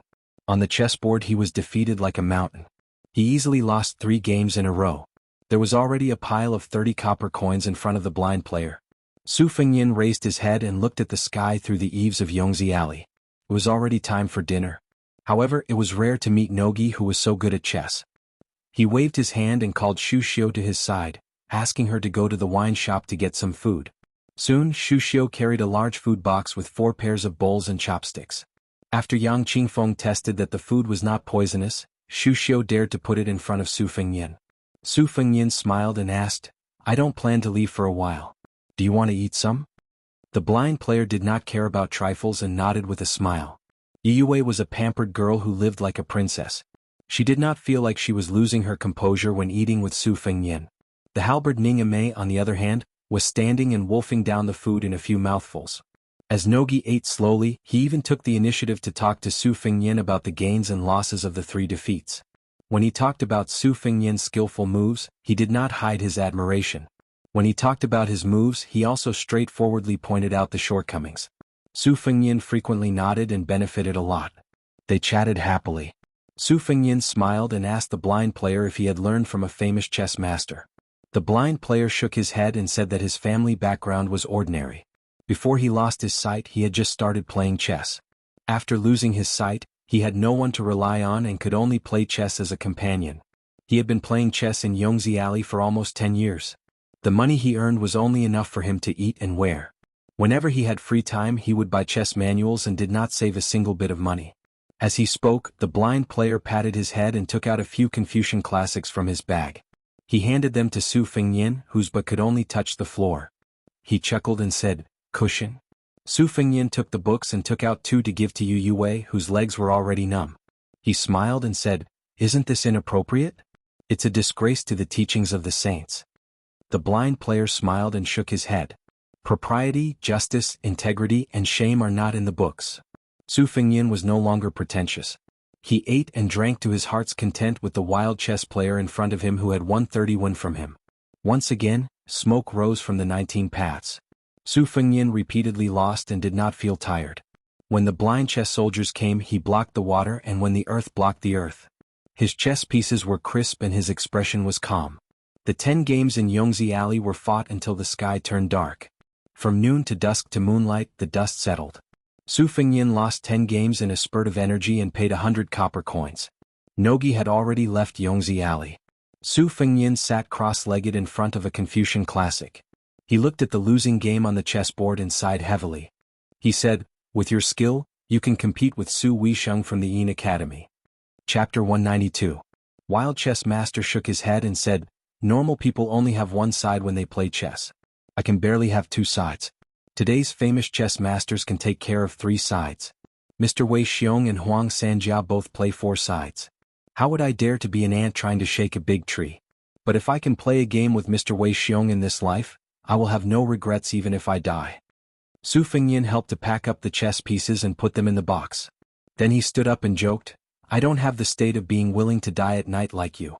It's not wrong to lose to you. Hey, Shangyin Academy's famous Jianghu 10 positions, we also have Yongzi 10 positions. Let's part ways here." The blind Nogi smiled and said, "I'll give these books to you, young master." Su Fengyin understood immediately. 2 of the books had been under Yue's but for a long time.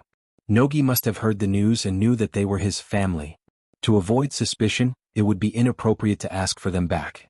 Su Fengyin took out another 10 coins and gave it to the thin chess player behind him. He joked, "Take the last 10 coins as buying 2 pounds of etiquette, justice, integrity, and shame from you." The chess player hesitated but still accepted it. He smiled gently and said, "Young master doesn't lack these." Su Fengyin laughed and left. The blind chess player packed up his luggage and stood alone in the quiet alley. He faced the entrance of the alley and bowed deeply. Su Fengyin walked out of Yongzi Alley and rode back. He clicked his tongue and said, "There's such a powerful person in this small Yongzi Alley." Yue frowned and asked, "He's an assassin?" Su Fengyin couldn't help but laugh. He rested his chin on Yue's head and said helplessly, "You think too much. I'm just lamenting that blind chess master Mu's amazing chess skills." He claimed that he could only play on 2 sides of the chessboard, but he was too modest. I dare say that second sister would lose 2 or 3 out of 10 games against him. It must be because he has never talked with a top national player, so he doesn't know how good he is. Yu Wei nodded and said, this person is good at playing chess by giving up in order to take, bending in order to stretch, and has a broad vision. However, that wasn't all.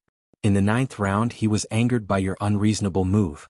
That was why he revealed his extraordinary strength even in a head-on battle. If he really comes from an ordinary family and is self-taught after losing his sight, then there is no doubt that he is a natural talent in chess. Su Fengyin said softly. His eyes were blinded. Yu Wei was stunned. Su Fengyin sighed ruefully. Every family has its own difficulties. This heir isn't interested in the bitterness behind it.